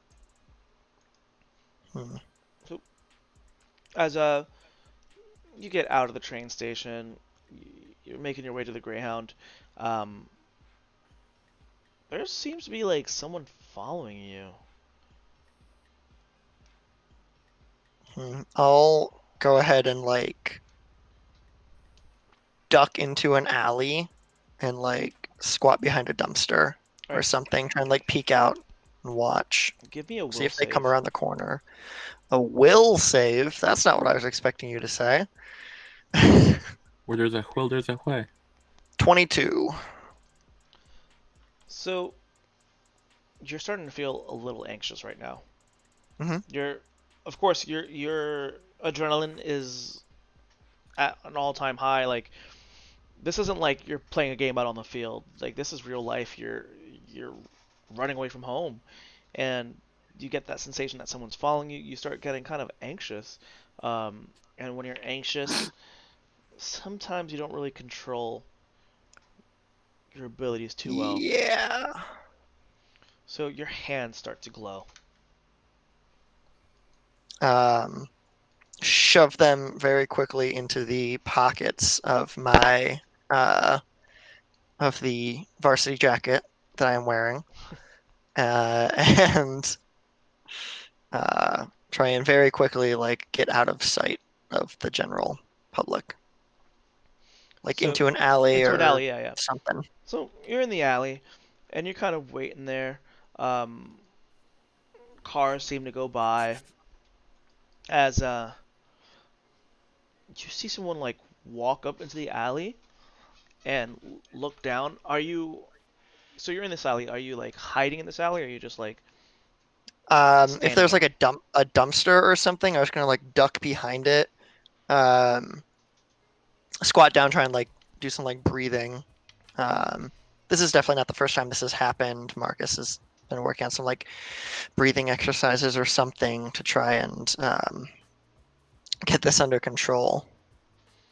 So as you're doing that, you're behind the trash can or the dumpster. It seems like even though your hands are in your pockets and you're stuffing them down, some light is still shining, and you hear Mhm. footsteps walking down that alleyway towards you. As that happens, you kind of hear a sound. As Like a gun? well, as you're like trying to like breathe and calm down, you open your eyes, and there's a gun in your face. So you open your eyes and you start off with the feet. They're all black Air Force Ones. You like scan up, all black pants. Oh man, black head to toe, gun in your face, and it's just like this like white guy just like robbing you. And he says, "I know who you are. Just give me the money, and then we won't have to worry about this. Just empty your pockets, empty your bags. Let's go." I don't want any trouble. I don't want to take my hands out of my pockets. Kid, I said, empty out your pockets, give me your money.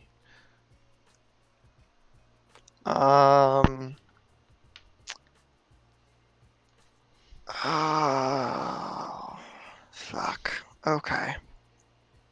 Can I pull my hands out of my pockets and just try and make them glow even brighter? Sure, yeah. So as this guy is like very shifty in that he's like looking down the alleyway and then like looking back, he's like, "Come on, hurry up, kid!" As like his hands are shaking as he puts the gun up to your head.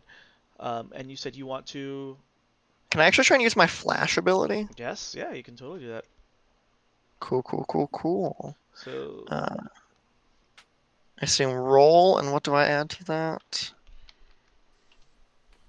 pull this up. Or did they roll to They rolled. resist it? Yep. Let's dodge that. Oof. Now he's gonna take that on. The DC is 16. Yeah, I'm looking at it right here. With third degree. Oh, bad. He Yeah, is blind. Yeah, so he's blinded. So go ahead and describe it. Marcus pulls their hands out of their pockets, and they have this like soft yellow glow to them, which suddenly just gets very, very bright, as do their eyes, and they go like, "I'm sorry," and there's like a light coming out of their mouth when they say it. And I'm sorry. Marcus's whole body just like, I'm sorry. This motherfucker said I'm sorry. yes. Marcus's whole body flashes, This guy- like a flashbang grenade. Yeah, this essentially, guy's trying to with this rob you. bright light. He's robbing you at gunpoint, and you're like, I'm sorry. I love it. peak Marcus. Well, I don't want to like permanently debilitate him or anything. So I don't know how these powers work. So this being that you cannot fully control your powers, you just did the thing where like you said something and then the DM's gonna do it. So he is blinded. So as you lift up your hands, your eyes, your mouth all just have the same glow and just a sharp flash. This guy instantly reels in pain as his eyes just something so bright like that just overloads his senses. He drops the gun in the process, and oof, he falls to the ground. He's screaming, "Fuck! Fuck! He's a fucking mutant! Oh! Fuck that Kick Master's the gun under kid! The fucking Master's kid's a fucking mutant! Fuck!" And so you kick the gun. Kick the gun under the dumpster and try and run away. So as Marcus runs away, another pair of feet start following behind him. Oh, come on. Is it like a similarly dressed person or? Oh yeah, it's that season. All right, I'm Summer's just gonna. coming, people are robbing. So so Marcus is now running in full view of other people. You're on like the main thoroughfare there, the main way, thoroughway, and there is a guy who's like running behind you full speed. Well, Marcus is pretty fast. Yeah. I'm just gonna try and outrun him. So Marcus is going to try to outrun him. Marcus' running speed is... What's your movement speed? Oh, standard. Not too bad, though. So as you're running, you take turns here and there, but the guy's still keeping up. Finally, as you're running, this pickup truck just swerves in front of you, almost like hopping up on the curb.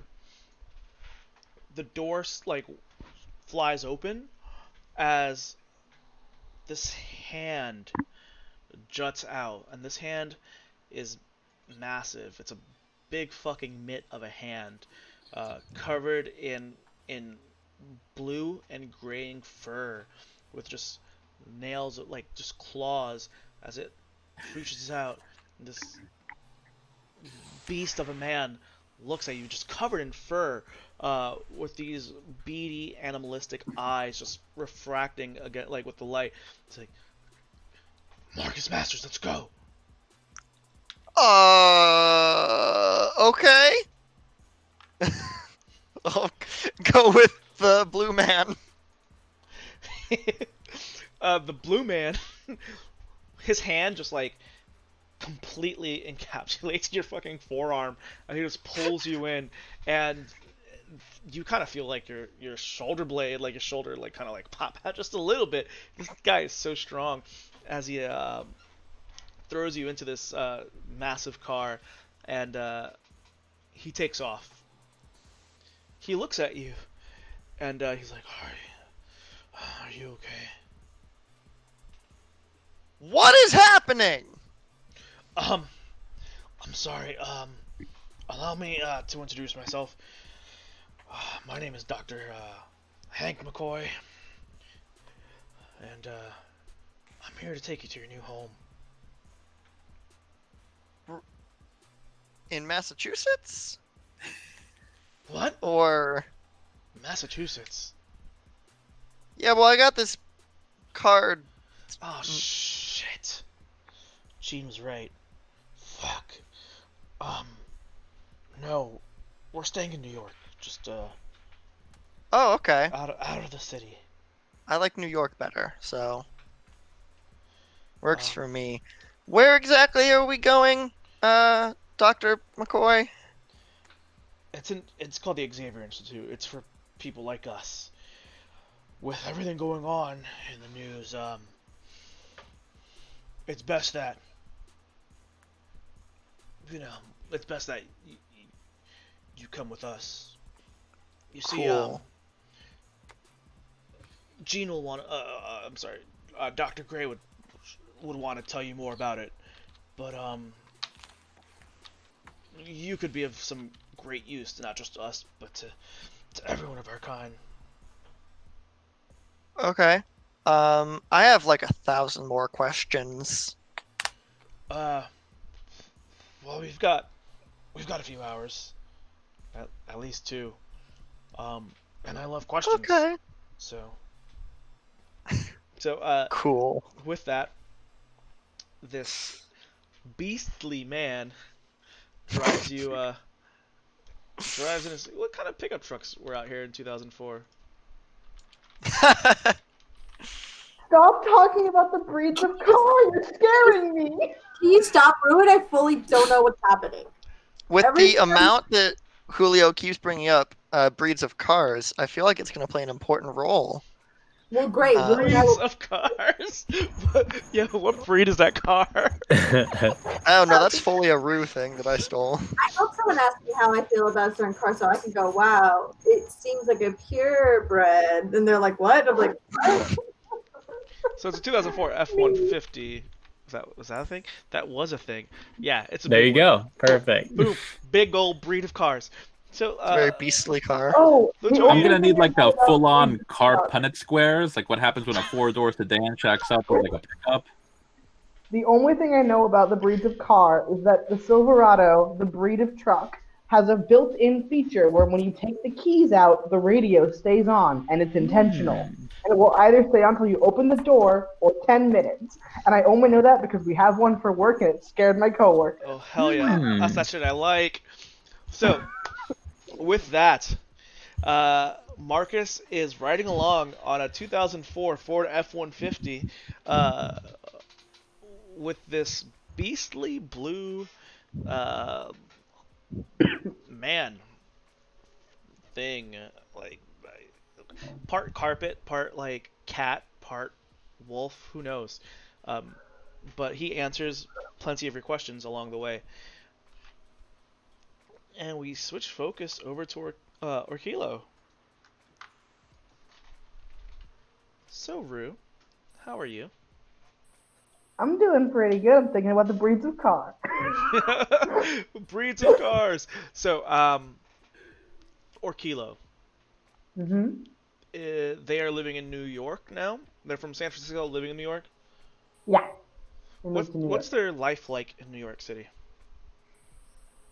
A little bit, like, weird. Yeah. You know how, like, because New York is, like, really expensive to live in, and so obviously they're not, like, living the high life. They're not Marcus. So, yeah, if they're living, like, a weird life in New York, they're probably in Brooklyn. I feel like... That's fair. I know very little about the boroughs of New York. That's fine. Whatever. But yeah, they do a lot of like sort of weird,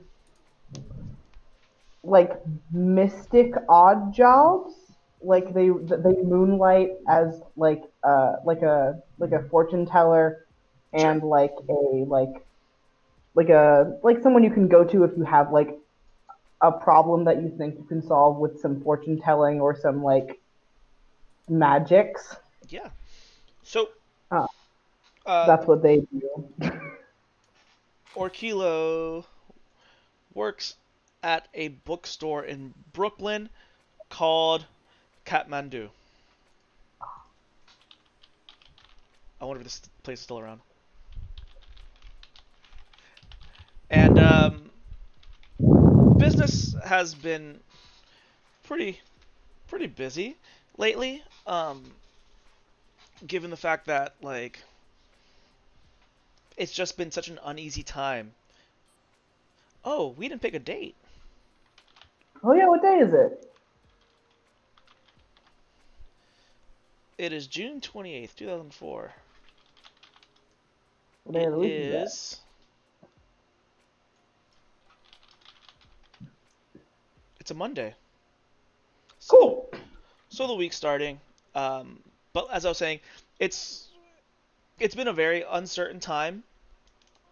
So work for you has been a bit more lively in one way or another.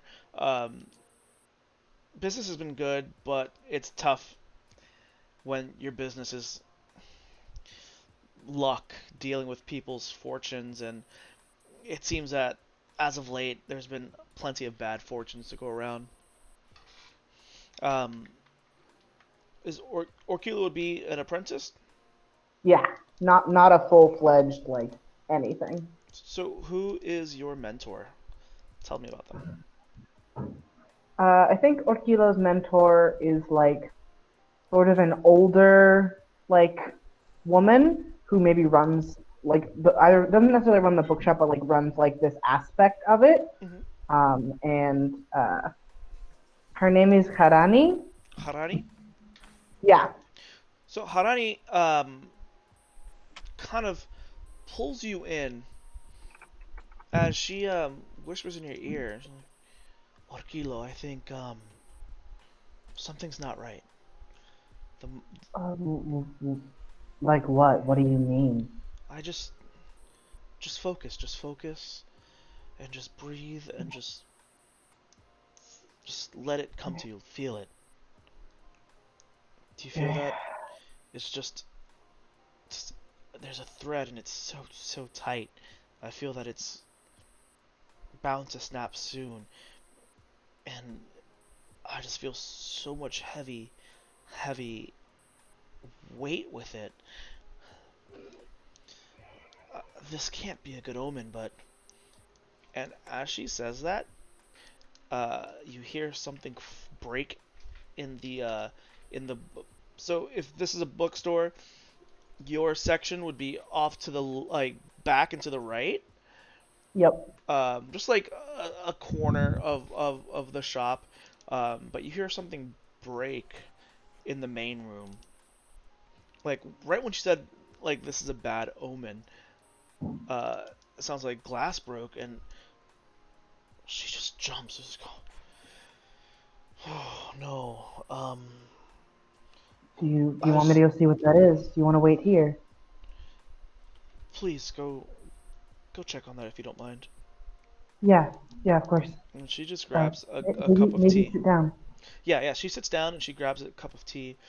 She just drinks it and just tries her best to like calm down, but you can tell she's visibly disturbed. As Orkilo enters the main room of the bookstore, there is a woman there, very beautiful, dressed head to toe in all white. It's a pantsuit. Her hair is platinum blonde and short. And she just looks up at Orkilo and she says, "I'm so sorry. I'm very clumsy." Oh, it's no problem. Can I help you? Sorry, we were in the back. No, it's okay. I was just marveling at these candle holders. This seems so pretty and fractal, and it's just I couldn't get it out of my mind, so I decided to give it a look. And you just know it. They just happen to shatter in my hand. You know what? Is there a dustpan and broom? I'll take care of this myself. I'll sweep it. I'm so sorry about the mess. Oh, no, I can do it. That's kind of my job around here. If you just wait a second, I'll grab the broom. So as Orkila goes to grab the broom, they're as they're kind of stepping towards there seems to be like a rug that got caught, and Urkila like nearly trips on it. This woman's watching as like Urkila nearly trips, bumps into the desk, a bunch of stuff starts shaking and about to fall, but as Urkila like reorientates themselves, they like stick their cane up just in time to like secure all the like breakable items from breaking. The woman lets out a gasp though, as sword just swings down as Orkila just sidesteps it without even noticing. The woman's like, "Oh wow, that's some luck you have there." I'm kind of like a cat. Things fall, but I have some decency in avoiding them. I'm used to it. Lots of things fall in this place. Oh, well, luck is strange. They always say some people have it, some people don't. Uh, some people can, you know, take it away from others. It's strange. I mean, yeah, sure. I'm not sure about taking luck away from people. I don't know how that would work, but I guess some people aren't as lucky as others. It's, A lot of people come in asking about luck, so is that I get used to unfortunate? those kind of questions. I'm sure those four letters just drive you crazy. Luck this, luck that, fortune this. Are you are you always that lucky? Not always. I mean, sometimes I don't manage to catch whatever falls, but usually I do. Hmm. Well, I wish I had some of that luck on my side. Uh, all I can say is mm, invest in shelves that don't drop things so often as ours do. Yeah. Um. Well, if you don't mind, I was just gonna keep on browsing. Um. My name is Is there Emma, by anything the I can way. help you with? Oh, She sticks out her what? hand. She says, "Well, my name is Emma." Uh, so Orkilo will like momentarily switch the hand they're holding their cane with, because they normally hold it in their right hand, and will hold it with their left, and like reach over themselves. Orkilo, pleased to meet you. Thank you for Orkilo. coming in. That's a lovely name. Thank you. Yeah. Well, is there anything? Hmm. I'm looking for something. You know, Okay. I'm sure you've seen the news and all this talk of registering, and I just I'm looking for something to kind of just cleanse my home. 'Cause all I hear about is mutants this and mutants that, and it's just setting such a bad vibe throughout my home. Yeah, I understand that. It's stressful here too, and a lot of people have come in asking about it for one reason or another. Um, we've got some like so are you someone who's okay with fire or not so okay with fire? Fire. Mm, I'd love some fire. Fire's always fine. Well, because some people aren't comfortable with it, but like what I find is like most helpful when I'm feeling very stressed is lighting a particularly soothing candle and like sort of letting the smell sort of clear out the room or incense. And then it sort of like washes away whatever's bothering you. I think I think candles would be perfect. All You know, right. so and she like points at so at the desk where he had all those expensive like breakable items, there's a shelf above it, and there seems to be just a particular candle right in the centerpiece there. She points at that one. Like, what about that candle? Oh, I mean, yeah, that's one of our more expensive pieces. It's hand carved, but I can absolutely grab it down for you. If you don't mind, would you? Yeah, of course. And it's like an above your head shelf, yeah. Mm-hmm. Yeah. I'm sure they have like a step stool in the back that Orkila will go and grab and like Mm-hmm. hop up on, um, and then reach for the candle to pull it down. So Orkilo is on this step stool, and as they are up there, the step stool itself starts to give, and it starts shifting, uh, almost forcefully. Strangely enough, almost like there's something pulling at it. Their luck seems to catch the best of them as this shelf comes down, and in some miraculous way, what happens? So the shelf itself is falling. Mm-hmm. And also the stool is like, The stool cool. just like flew out underneath your feet. Very sick. Not even like, I will say- not even like your weight distribution kind of like set it off, but it felt like someone just yanked it from underneath. Yanked it. I will like that probably like downs Orkila to their knee because they're not expecting the sudden like shift of balance. Mm-hmm. And so like they're down to their knee, and like once they're on their knee, essentially they like let the cane fall to the ground because it's not helping them at that point.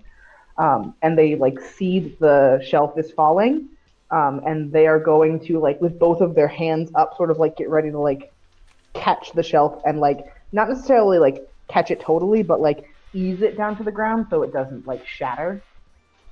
Yeah, so the shelf comes down, and somehow Orkilo just like manages to like break the fall, and everything stays perfectly balanced on it.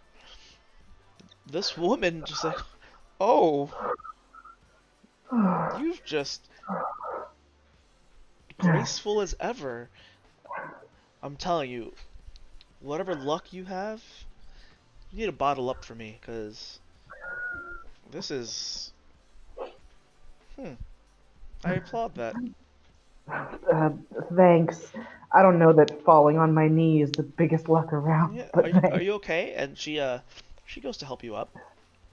Oh, yeah, please, thank you. Yeah. And like on their way up, they will grab their cane again so they can resettle themselves. Yeah, and she helps Orkilo up.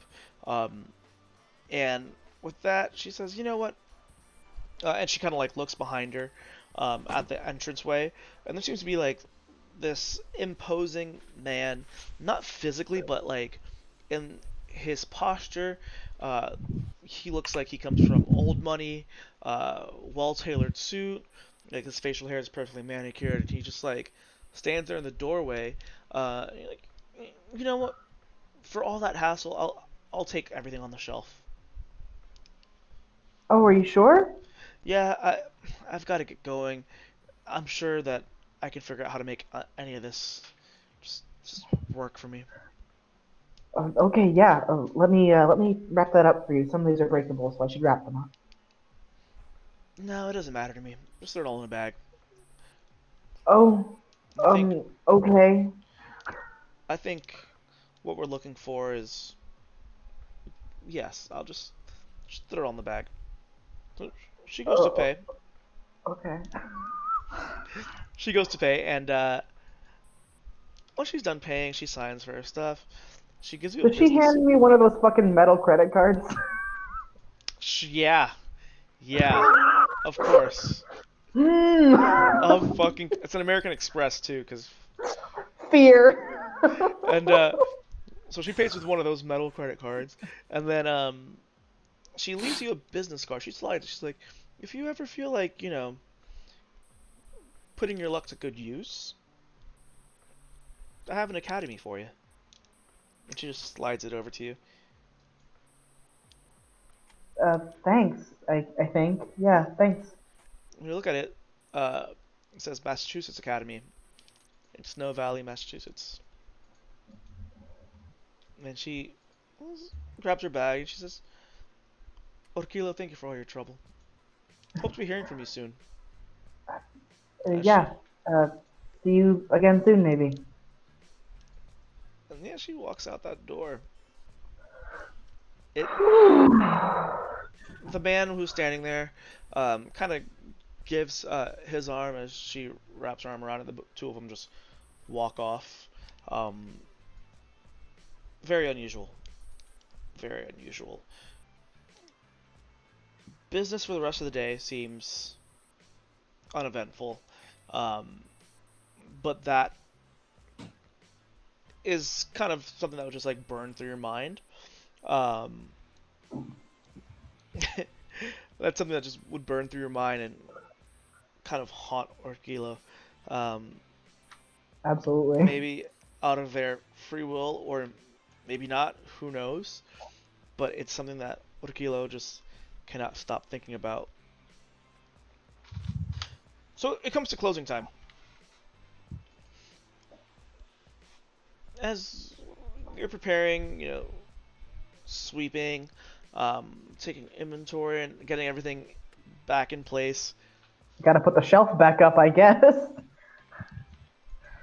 Orkilo hears the bell at the door.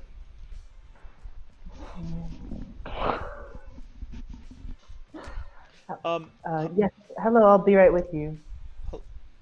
Not a problem. Take your time. It's a very deep, male voice.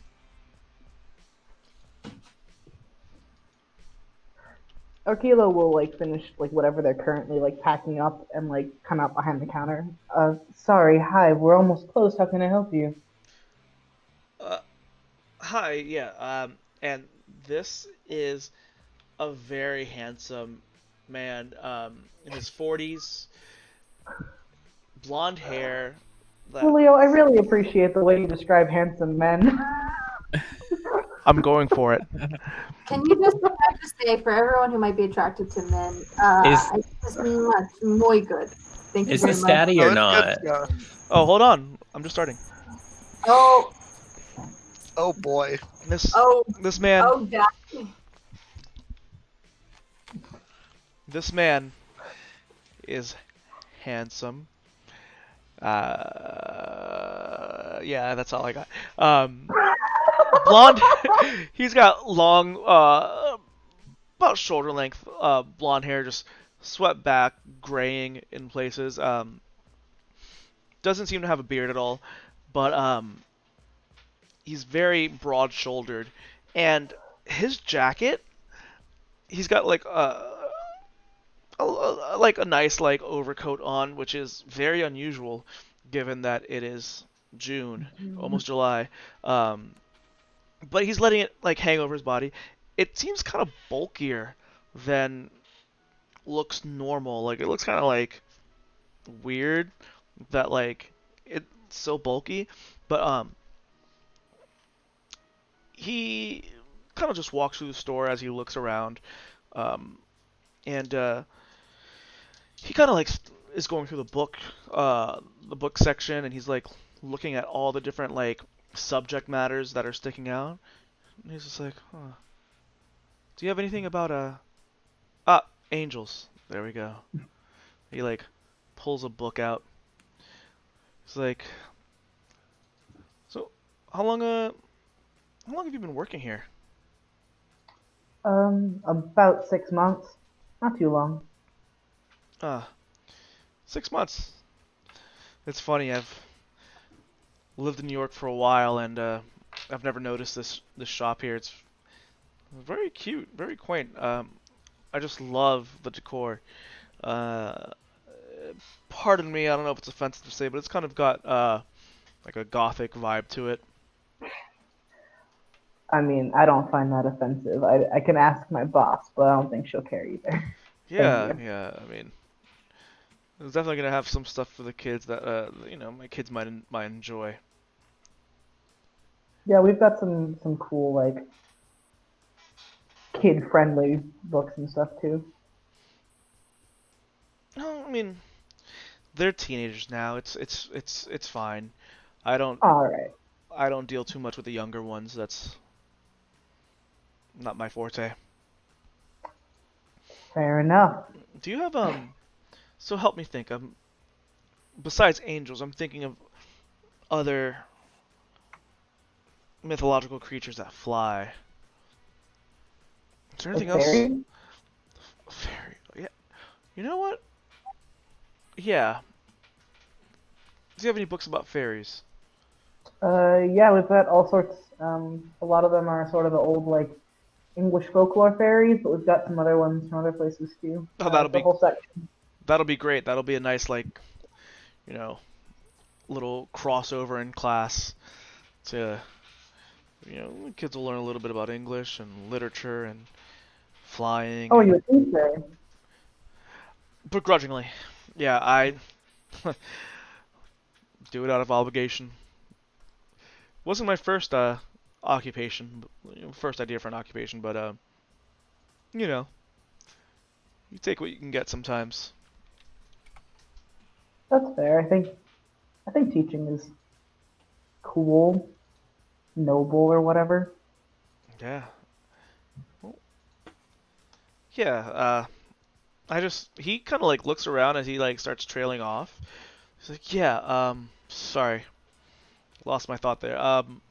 And he just awkwardly stares at you. Uh, Sorry, can I help you with something else? Yeah, I'm here for a specific reason. These books they're nice, they're cool, yeah, wow. But I'm here for you. And I know this is gonna sound weird. I'm I'm not as well versed as some of the others, but I'm here on good word that you're not like other people. Yeah, I'm goth. I get it. He lets out a laugh. He's like, no, oh no, no, not that. Um, you're not like other people.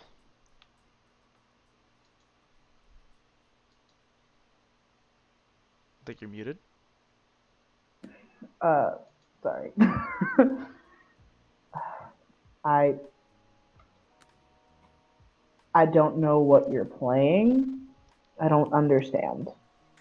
He like slowly walks back towards the door, and you know, you generally keep a lot of the blinds on the windows of the storefront like halfway, but he kind of like lowers the blinds on the door itself, and he's like, "No, I'm saying like you're not like other people." And he kind of shrugs off his coat, and then just opens up his wings, like you're like me.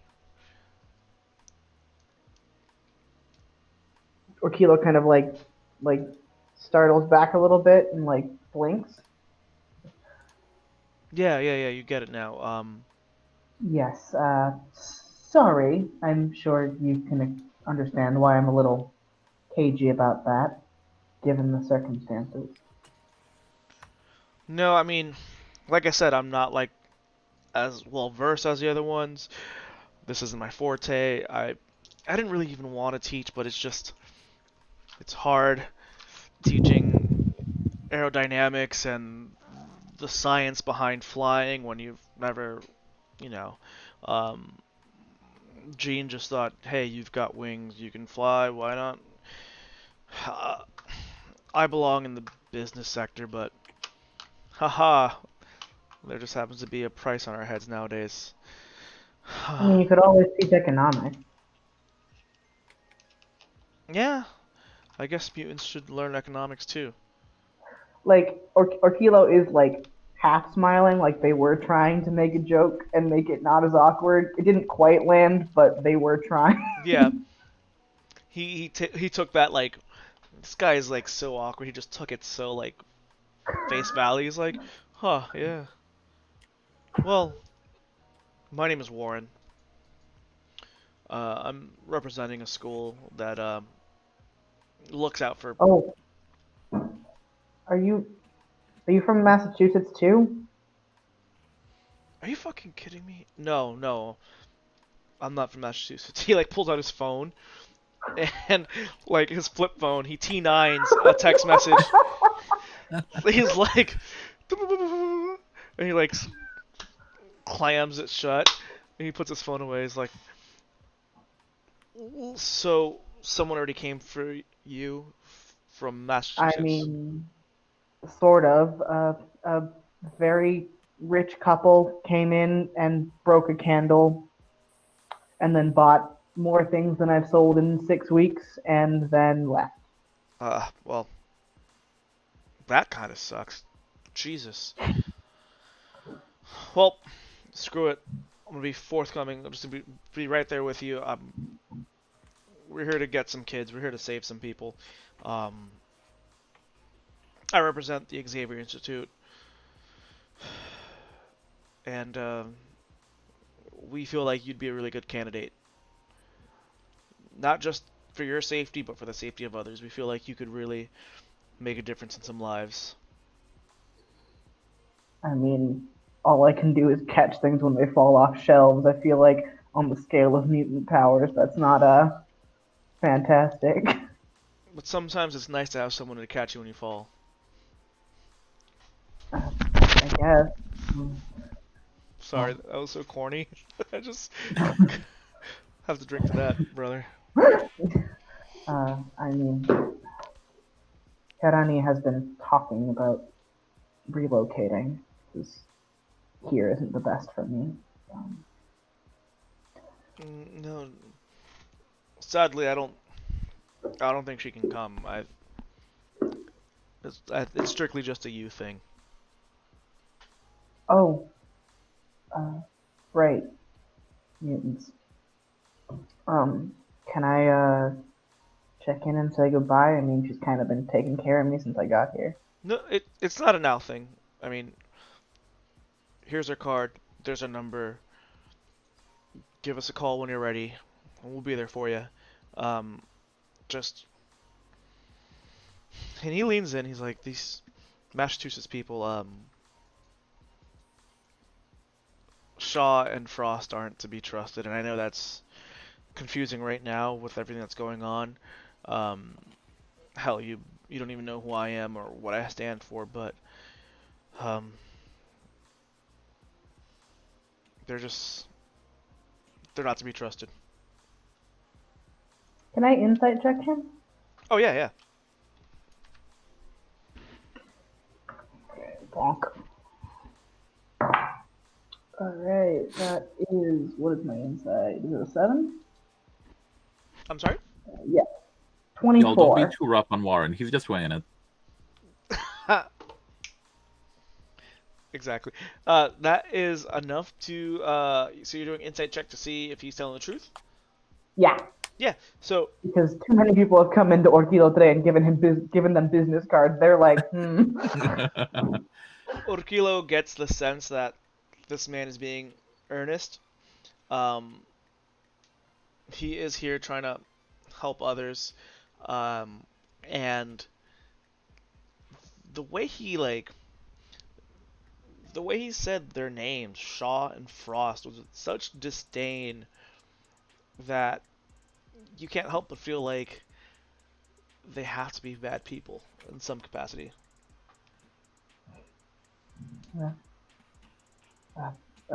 thanks. Maybe I'll give you all a call. We'll be looking forward to it. You have a good night. Yeah, don't break too many pots on your way out. I can't catch him from down the street. I won't be breaking anything. He pops his coat back on and then sees his way out. So Orquilo locks the door. Orquilo's like, no one else is allowed to come into the shop. It's 15 minutes early. I'm locking the front door. Fucking closed. We are closed now. So with that, each of your characters have had time to kind of mull things over. How are they feeling about it? There seems to be a lot of tension going on. We've kind of seen the progression of this accident / attack of some sort, and how from there's been a lot of mobilizations to put mutants on a registry, and then Bolivar Trask and Tony Stark have worked together to create the Sentinel Project.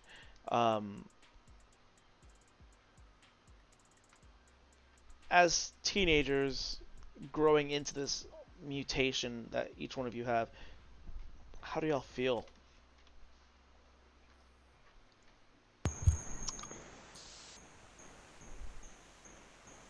I think that I'll speak since nobody else has any plans.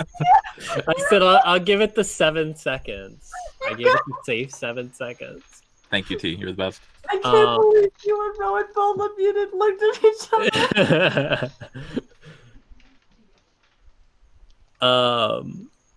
Yeah, I think that Piri has had her powers since she was younger, and this is the first time I think she's ever been in a position where somebody outside of her family has ever even mentioned it, because she sleeps, so it's she doesn't see a lot of people while her powers are going wild. So I think that she's this is pretty sick. It's like Terminator 2, Terminator 3.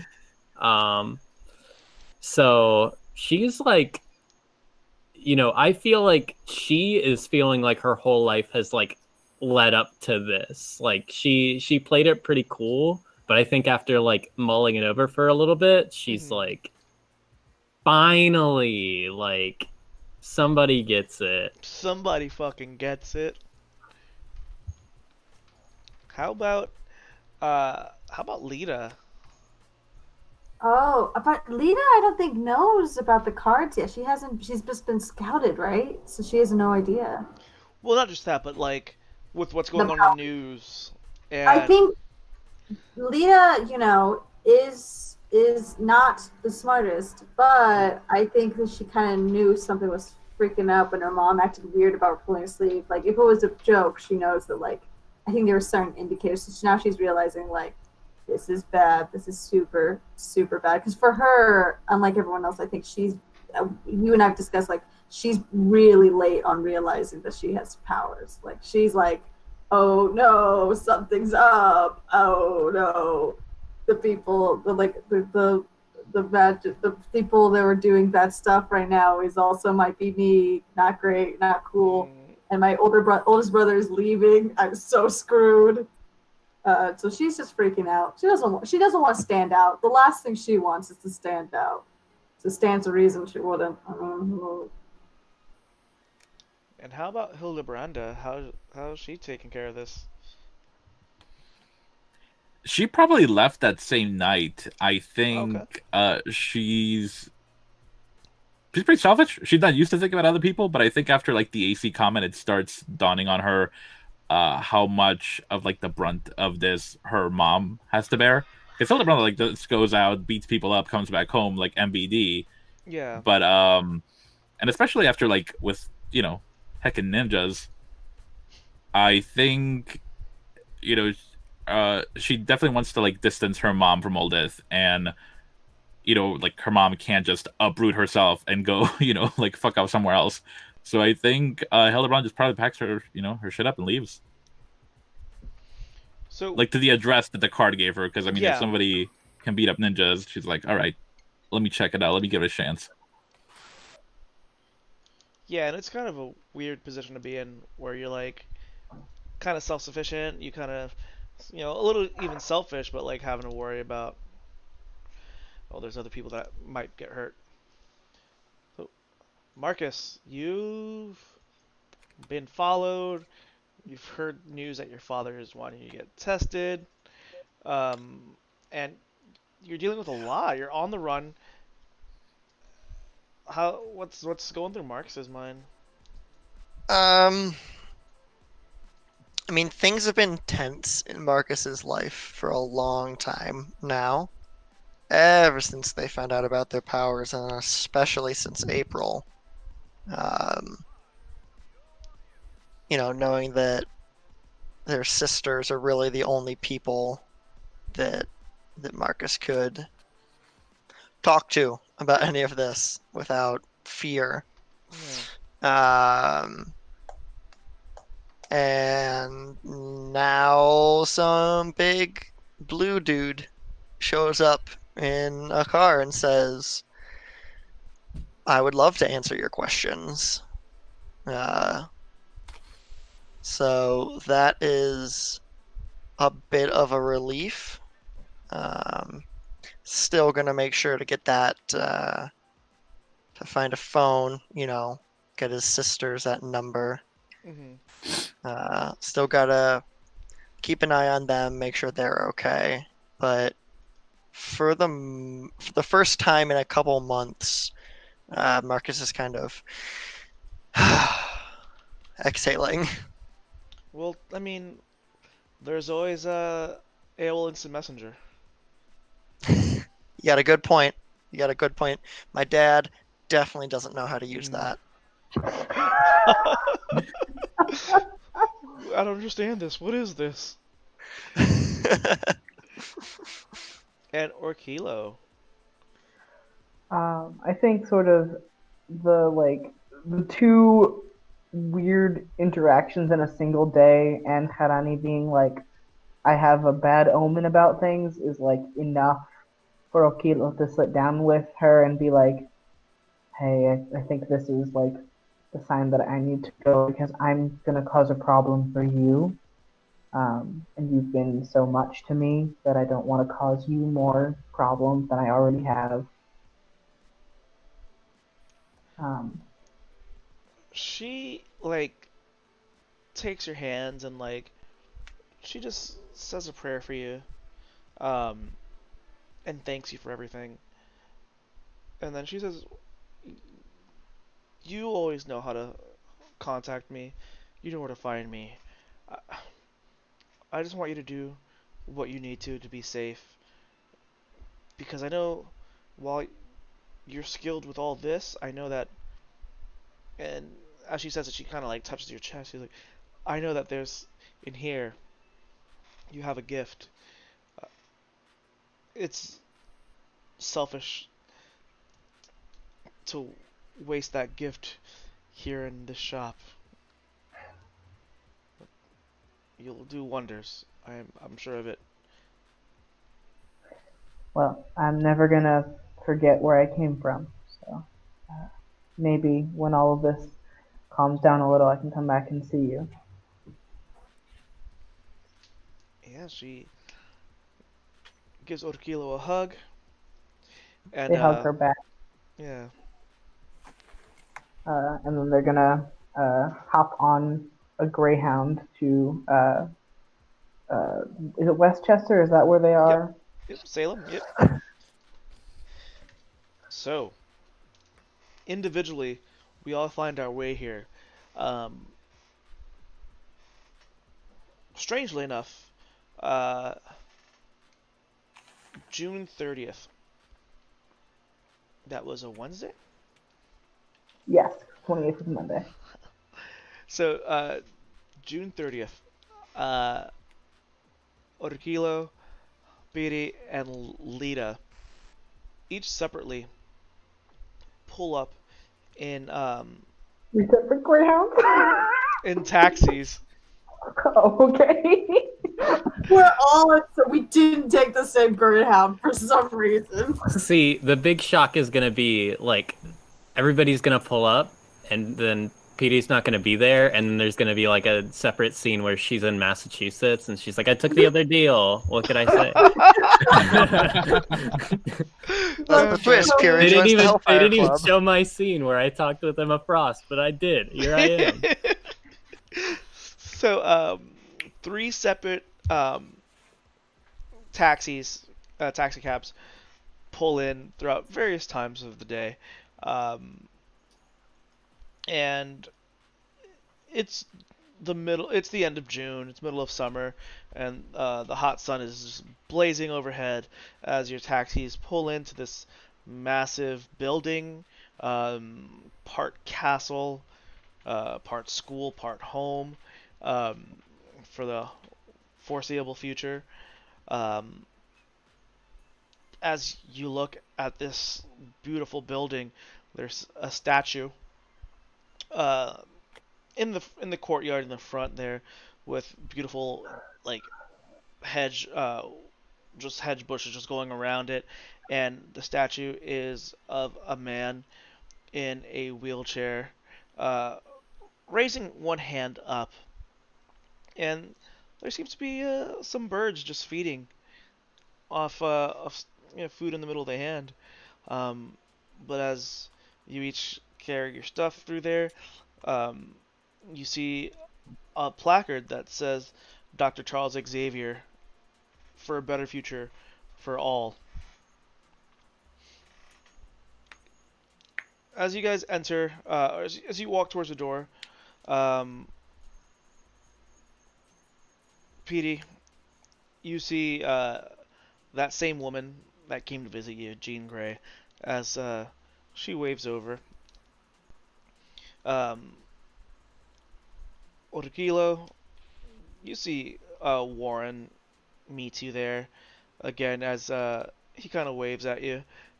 And he says, I'm so glad you could make it. I think you've made a good choice.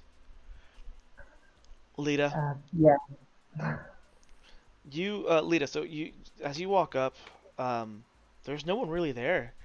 You kind of walk up to the door, you push it open, and you just see a bunch of children, just raucous, just little children running around, playing, lots of older kids playing there. You see a rather feisty girl there, Hildebranda. You notice this short, chubby little girl just like walk in through the door unannounced with a giant duffel bag. How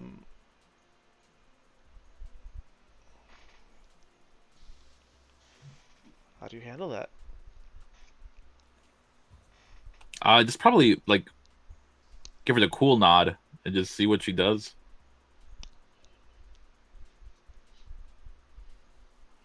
Bella? It's me. I'm cool. I don't call me cool. I look. I see the nod and I don't know what to do, and so I shake my head because I'm not sure how to greet other people, and then I turn invisible. Instantly fear reaction. Lita turns invisible as Jean Grey like kind of walks in on frame there, and she's like, "Lita, thank you so much for joining us. No need to be afraid. This is Hildebranda. Hildebranda, this is Lita. Hilda's been with us for about a week now too. I'm glad you can join us, Lita." I turn invisible. I'm sorry. It's just a fear reaction. I'm Lita. Nice to meet you. I extend my hand awkwardly, really, and then give like really shaky hands. Hildebranda's not patient, so I think if you're like reaching out slowly, she'll kind of just like bull rush in there and shake your hand. Okay. I give the most weak handshake you've ever. Like it's just a damp blanket. It's just laying in there. Okay. A touching of hands. Yeah, I'm assuming Hildebranda really grips her hands. Yeah. And does that thing where you assert dominance by shaking your hand, but Lita doesn't know this game, so she just like loosens up more. You have a firm grip. Is that your super? Is that your power? It's one of them. That's very impressive. Hildebranda doesn't wear her sunglasses like in the academy though, so I think it's just like two fire pits staring at you. Lita literally thinks this is totally normal. This seems normal to her, so she's like, hi. And he's a little bit struck because that's so cool. Is everyone so impressive here? Is there any like mediocre power people? That'd be kind of good. So real quick, everyone's present now. Like this is just like a general like hangout area with chairs. There's a TV. There's two kids playing Dreamcast right now. In fact, they're playing Marvel vs. Capcom 2. How's it here? Oh, let's fucking go. It's hey, we're making it happen. Oh man. So you all see Lita come in. And turns invisible, then like awkwardly shakes people's hands. It's like a panic attack thing. It's like a panic attack. That's just her like instant reaction. Like, oh no, bad thing. Invisible. Someone's looking at me. do not perceive me. Please do. She really is the meme. I'm so glad the meme came out, but like, please do not perceive me, because that is Lita. Definitely, like, as soon as you disappear, Hildebrand's gonna look around, see if you teleported somewhere. Where'd she go? Where's her powers? So here's a question for the GM. Mhm. Is one of Marcus's abilities is to see beyond the normal light spectrum. Ooh. Can they see Lita when she's invisible, This is or is this like a This is gonna Halo? Is this like determine- a Halo active camo sort of situation? Or... Bella and I are both just like, here's the fucking fun part. Bella, do you want to explain it, or should I? So no, you can do it. So, Actually, you know what? Let's do this. Bella, or Lita rather, has gone invisible, and Marcus is just kind of like staring. And Jean Grey is like, Marcus, it's no need to stare so hard. I see you trying to kind of analyze all the different spectrums. Lita here is she's interesting. That invisibility, invisibility doesn't do her justice. No, it's imperceptibility. She's not doing anything to make herself invisible. You see, Lita, like myself, is a psychic. She kind of like points at your head. As she says this, she's just picking herself out of your brain so that you cannot see her there. Effectively making herself imperceptible, audibly and visibly, just erasing her footprint from your mind. I'm not That's that. trippy. I step in front. I'm really not that impressive. No. They just told me I was a psychic, like literally 2 hours ago. They just put it on me, and then I said, no, I'm just invisible. They said, no, you don't. And there was like a whole thing. Oh. I'm not Lita. Lita, Marcus will walk up and put his hand out and say, Marcus Masters, nice to meet you. You're very interesting. I'm really not. I'm super not. Can I have my hand back? Like before you do that, he like pulls you in, just like pat on the back. Okay. I turn invisible. There's You're just an cool. audible groan from Hildebranda as soon as Marcus opens her mouth. Can I help you? Well, both Hildebranda and Marcus would have been here the longest. As you both got guys there know the each night other? of. So Yeah. you would, they've been both living here for over a week. They're like kind of friends now. Or I think it has been. Okay, you're not friends now, but you're amicable. You guys know each other. We know each other. There have been plenty of opportunities for me to shove them into a locker. Yes, Thank you. yes. Have you taken them? Have Yes. you taken them sometimes? Good. Jean Grey says, now, I'm glad we have you all gathered here. You see, Lita, welcome. This is the Xavier Institute for gifted youngsters like yourself. You all have special abilities here, whether you want to call them powers or mutations. With what's going on in the world, it's best that we gather some of the brightest, literally, and she kind of like points at Marcus, and figuratively she kind of like waves at everyone else. You see, times are rough right now. Things are changing for people like us, mutants, or as my mentor would call us, Homo Superior. It's time that we kind of take care of ourselves, and that's why I've gathered you all here. She says a very like questioning, like very like, eh? Okay. Um, Well, like the 5 of us specifically, or? not just the 5 of you. There are plenty of kids who are gifted just like yourself here. But you see, there's something about the 5 of you that I feel could make a difference in the world. Marcus is just nodding along, just eating the shit up. I think you may have made a mistake. I don't think I'm supposed to, everyone else seems very impressive. I just don't know if I'm the right one. I catch objects when they fall off of shelves. I think you deserve this. That's very cool. I wish I had that. I drop things all the time.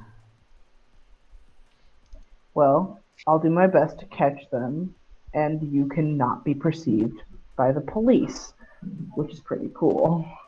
I totally turn invisible. I'm flustered. Look at that! We're working together already. This is gonna be great. Jean is like, no crimes to be committed here.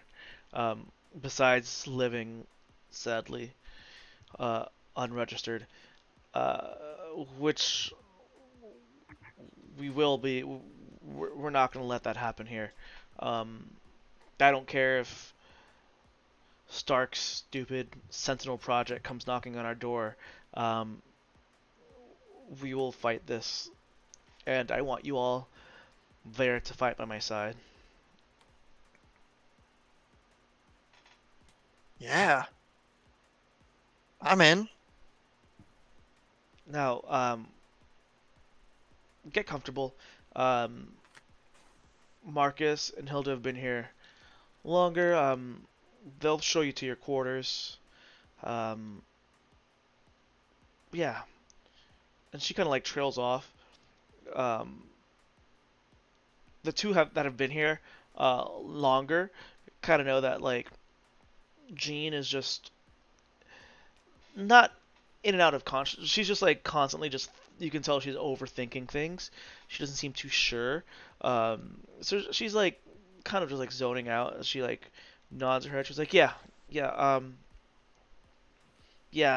if you two don't mind, just show them to your quarters.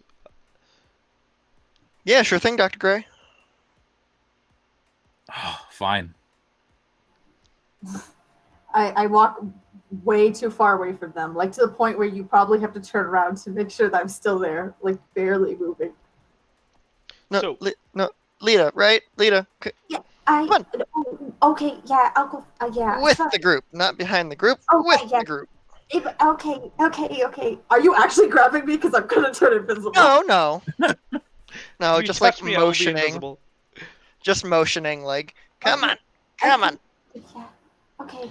So, the dormitories are on a separate wing, but all the rooms are like 2 beds per room, which means you're gonna have to find roommates. Don't worry, Rowan and I have already discussed this. I don't know who I want to. Can we? Oh no, because then someone will be left out. Can we do 3 to a room? There's only 2 beds per Petey room. has not said anything. Like, she's been with the group, but she has not said a word. So I don't think that she would be too hurt one way or the other. On the way to the dorms, Marcus would have given the same introduction. She doesn't say anything.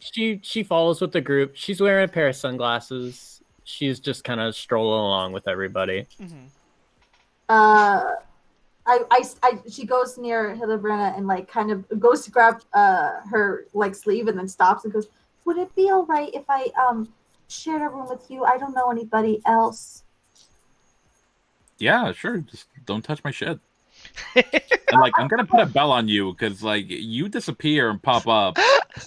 That's kind of whack. I love Yeah, that. I would never touch your things. I respect possessions. So You say possessions because like you can possess stuff? No, I 'Cause you're can't. psychic? Oh no, I can't. I turn invisible.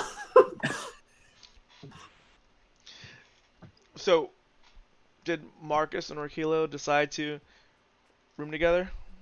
Yes. So that leaves 100%. Viri alone. Viroshka. Yeah, which I don't think that she has a problem with. Again, she hasn't voiced any concern one way or the other, so. So as Marcus is adamant about doing a big introduction with Puri. Like, hi, Marcus Masters, what's your name? She like kind of jolts and like brings her like sunglasses down, and her eyes are like a little bit bloodshot, and she's like, Marcus Masters. hello. And Yo, she just why do you she'll wait for your she'll full shake your name? hand. She just like goes with the flow. She just like shakes your hand as if she's supposed to be meeting you, and she nods a few times.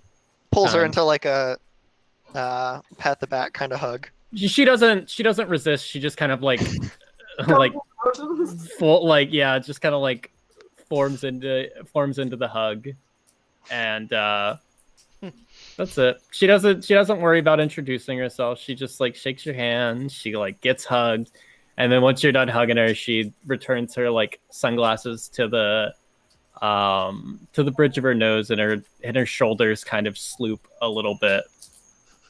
That's all right. I'll just ask Dr. Gray your name.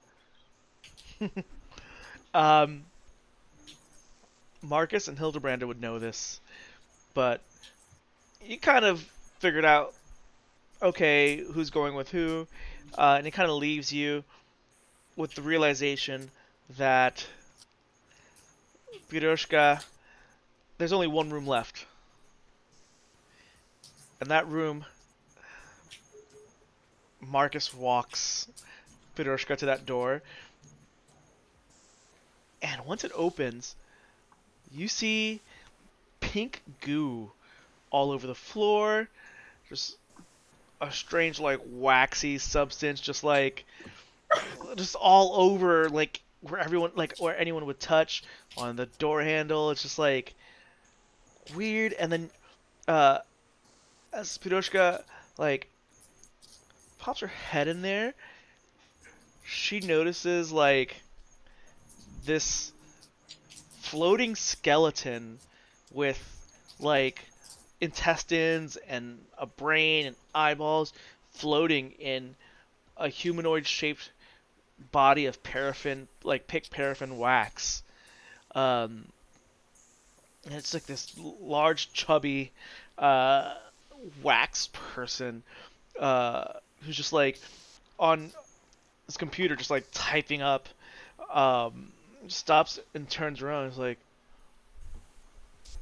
"Oh, hey, are you my new roommate?"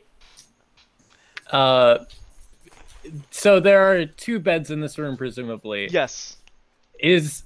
Are both of them covered in wax, or is only one of them covered in wax? Just one of them. Okay, she would like return the wave and then like walk over to the non-waxed bed, like stepping over like as much wax as she could, but I don't think she'd really like avoid all of it. She just kind of like trudge through it and then just like flop over onto the bed. Yeah, that's your bed. Feel free to get yourself comfortable there. My name is Robert, but everyone calls me Glob. So I mean, I guess you can just call me Glob. I think that she would like just mumble into like the bed like "Good night, Globert," and then like start to drowse off. Like he notices that like she's falling asleep. He's like, "Okay, good night, roommate." That's acceptable to her. They'll figure out names later. She's like tired right now. He like just like stands there, like sits there for a little bit, just like, okay, that's kind of weird. And he turns around back to his computer game of RuneScape. Hell yeah! Yeah, I didn't get her name. I didn't get her name either. I'm sorry.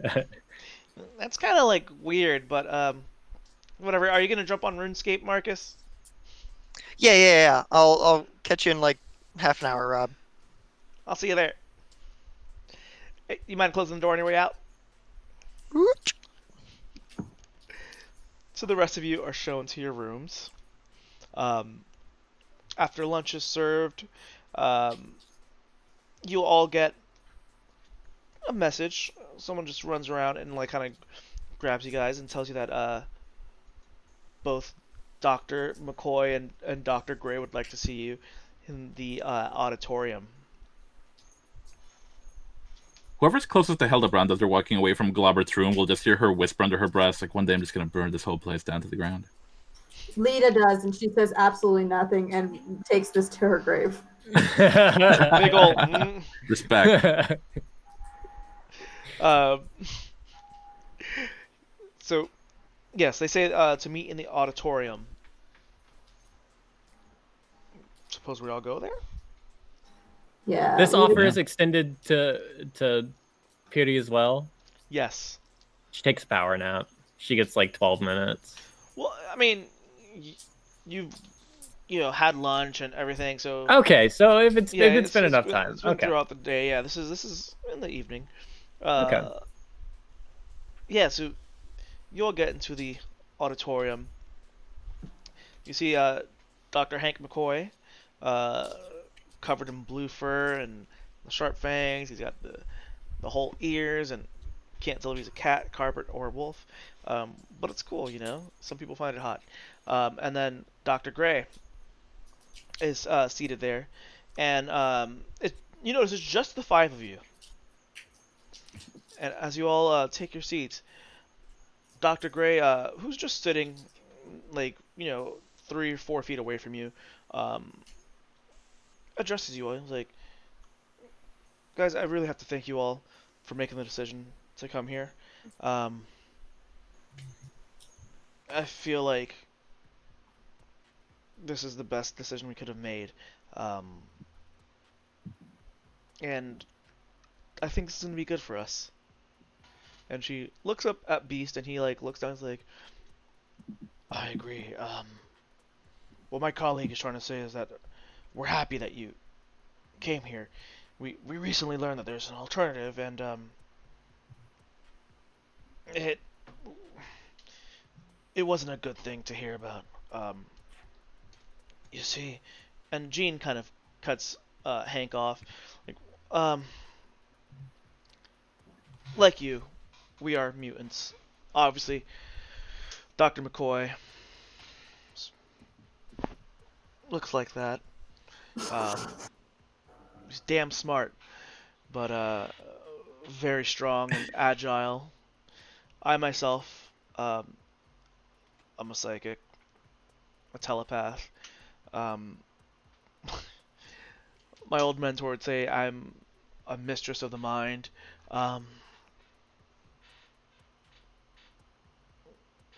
Like you all, I struggled with my powers and the gift that we were given, but luckily Dr. Charles Xavier came into my life and helped me with that. He's passed on almost 15 years now, but I'm glad to proudly step up into his position and do for you what he's done to me in the past, and that is to guide me and to help me with these powers. It's just sad to know that things are a little bit different than they were in my day. When I was a child, we mutants, we were often overlooked, tolerated. We're in the background. We've had, mutants fight along Captain America and serve on the Avengers, but they were seen the same way other superheroes are looked at. And they just think, wow, this is a superhero with these powers. Ever since the accident back in April, that's changed, and it seems that with that, we're kind of thrusted into the spotlight, and it's scary. I'm truly worried for what could happen for mutant kind. You see, Dr. Xavier had this plan. We all thought it was kind of a pipe dream. We all thought, like, what's the point? We didn't. It's unnecessary. But now I see that he was right, and that we can't expect the Avengers or the Fantastic Four to defend us. I mean, Tony Stark, the former Iron Man, served as an Avenger for so long, and now he's actively creating weapons against us. It's strange times. You see, Dr. Xavier wanted to create a task force, a team of mutants, to do what we can't expect others to do, and that is to protect us and our own. And we all kind of turned it down in our youth, but now that we're older, we realize this should have been something from the start. So that's why I've gathered you all here. You all have different talents that could make this all a better place for all mutant kind, and even humans. I think we can finally start Xavier's plan for the X-Men. Is this something you all feel comfortable with? Petey raises her hand and waits to be called on. Yes, Miss Batofi? She pauses for a moment, and then she says, "What are we supposed to be doing again?"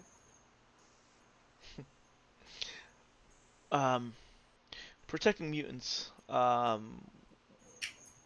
don't understand. You remember the old dude making those big robots? No, like we're supposed to crash those. I understand, but now the job is to. You are asking specifically, enlisting us to fight. Yes, I am. I'm asking. She shrugs. It's like exactly. she saw it coming. Like she just wanted to make sure. Yeah, there are villains who operate throughout the world who are mutants. There are random heroes here and there who are mutants and utilize their abilities to defend others. Why can't we make a team? Dr. Gray, I'm in all the way. I'm glad to hear that, Marcus. Orquilo? I sure hope a lot of people plan on falling off of shelves. That's what I'm here for. Orquilo. You're way joking. more luckier than that. Your gift is. I can also win you a carnival game if you like. You may underestimate that, but trust me. It's better than you think it is. It can save lives. If you say so, Dr. Gray, I'm in. Hildebranda? She's gonna lift up the hilt from the ninja that she's got like pinned to her. Like instead of a chain wallet, she's got a chain sword hilt. Hell yeah! Just be like, it's a big upgrade from fighting ninjas. You know, I'm in. That's tight. God, I love her. Fuck yes. Lito looks around, realizes everyone's in, and like looks at everyone. I guess this is okay. All right. Okay. Beast kind of like claps his big old furry mitts. He's like, well, that settles it. And he's very excited as he gets up. He starts like pacing back and forth. He's like, Gene, we're gonna do it. We're gonna do it. It's gonna happen. It's finally gonna happen. I wish Xavier was still around to see this. She's like, Hank, calm down, calm down. Um, I'm so glad we can do this, and I'm glad you kids agree. Um, Tomorrow starts your training. You might not know what your powers are just yet or how to quite use them, but tomorrow we'll begin. Wait, so we talking like 2-a-days or I'm sorry? What? it's? Never mind. I'm gonna take that as a no. Like, no, 2 days, no. Just get enough rest and be ready. All right. Tomorrow we'll make you X-Men. Marcus has a giant grin plastered across his face. Lita is actively resisting the urge to turn invisible. Hildebrand just starts popping her knuckles. Petey does something too. Petey Hell Petey's just like, Ah! Orkilo is just doing this. and so with that, as the camera kind of pans through everyone, with Petey just like asleep, and Orkilo just like giving that look, the camera cuts to black as it scrawls X-Millennials. And that is where we're going to call it for tonight. Sweet. Hell yeah. Looks like we made it. I'm ready to get to the X-Mening. I believe Yeah. is the verbiage of that. Yeah. There's always a start. There's always a start. The men of the Xing. I can't wait to do Yeah. that. The men of the crossing, I guess. Chris Crossman. The people of the upside Of the down crosswalk. The Chris The Men. not jaywalkers. The Chris Men. It's gonna be an on-running gag. We're just like, do we have to name ourselves that? Like, They keep being like, is this name sticking, or is this like a sure thing? We gotta be the Like- X. Yeah, X-Men? we Chris have Men? to. Probationary. We gotta decide before we get shirts made. Oh my god. Marcus starts Are there making. any men here? Oh. Is there even a man? We look around. Is there even a man in this? It's group? named after Beast only. Just after Beast. He is the only man in the group, and we're not even really sure. But the man part, we're like, Yeah, "Oh." he was like the X Beast didn't roll off the tongue like It X-Men. just didn't roll.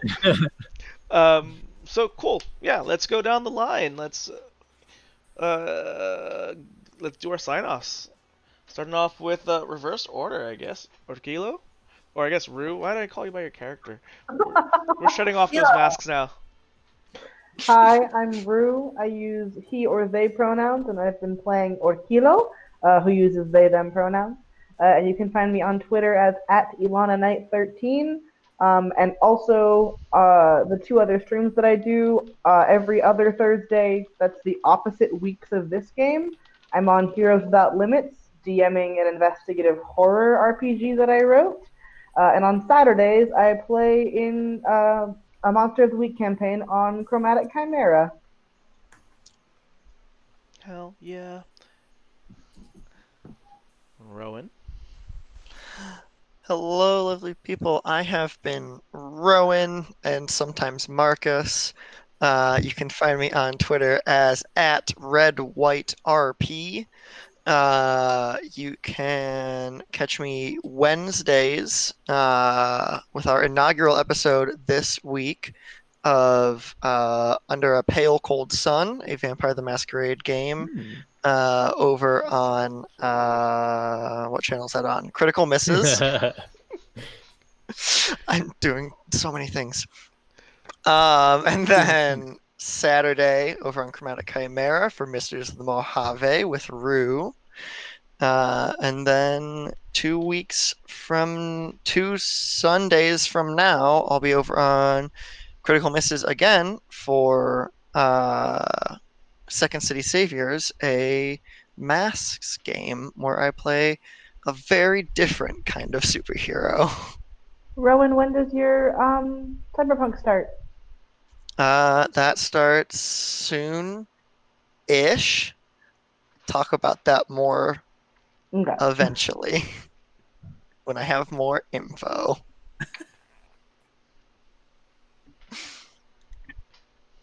Velvet. Oh, hello. I've been Velvet. Hello. Oh, hello. I use fair pronouns, playing Hildebranda, who uses she, her. You can find me on the interwebs pretty much everywhere at OG Brown Sugar. You can also find me on the Stories of a Broken Sun and Flight Risk podcasts. Mondays here. Wednesdays on Wednesday evenings at Terrible Party for Emerald Endings. And Fridays on Archive of Dragons for Deep Magic, a Changeling game. I think that's it for now. Hell yeah. And T. Hey everybody, I'm T. I play, as you know, myself and both my character, Petey.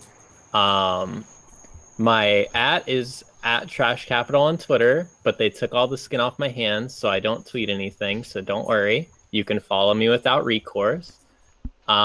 This is the only game I play. The rest of the time, I just I go in my docking port like a Roomba. Bella, please, it's your turn. I hate following you because it's too funny. I'm like in the middle of laughing and you're like, all right, Bella. I'm like, oh, okay. You gotta be ready for it. I'm never ready. I'm Bella. I've been playing Lita, hopefully okay. And you can find me on Boondoggles on Twitter. I am going to be playing 2 Sundays from now with Rowan at the Mask Game. I'm just a guest. Do not look forward to me playing a lot. Noir is keeping me there at gunpoint, at emotional gunpoint. I will also be playing on alternating Mondays on Action Fiction, playing a Castle Falkenstein game. And it's going to be fully cosplayed. I will be wearing a corset. Feel free to fall in love with me. I misheard that completely, and I thought you said Castle. I heard Castle Falkenstein. And I was like, I want to watch that stream. My bro, Yes. It's a different stream altogether. If you see these cosplays that the people are making up, I'm gonna let you know it might be that game. Frankly, That'll be season 2. I'll talk to Adelaide. Thank you so much.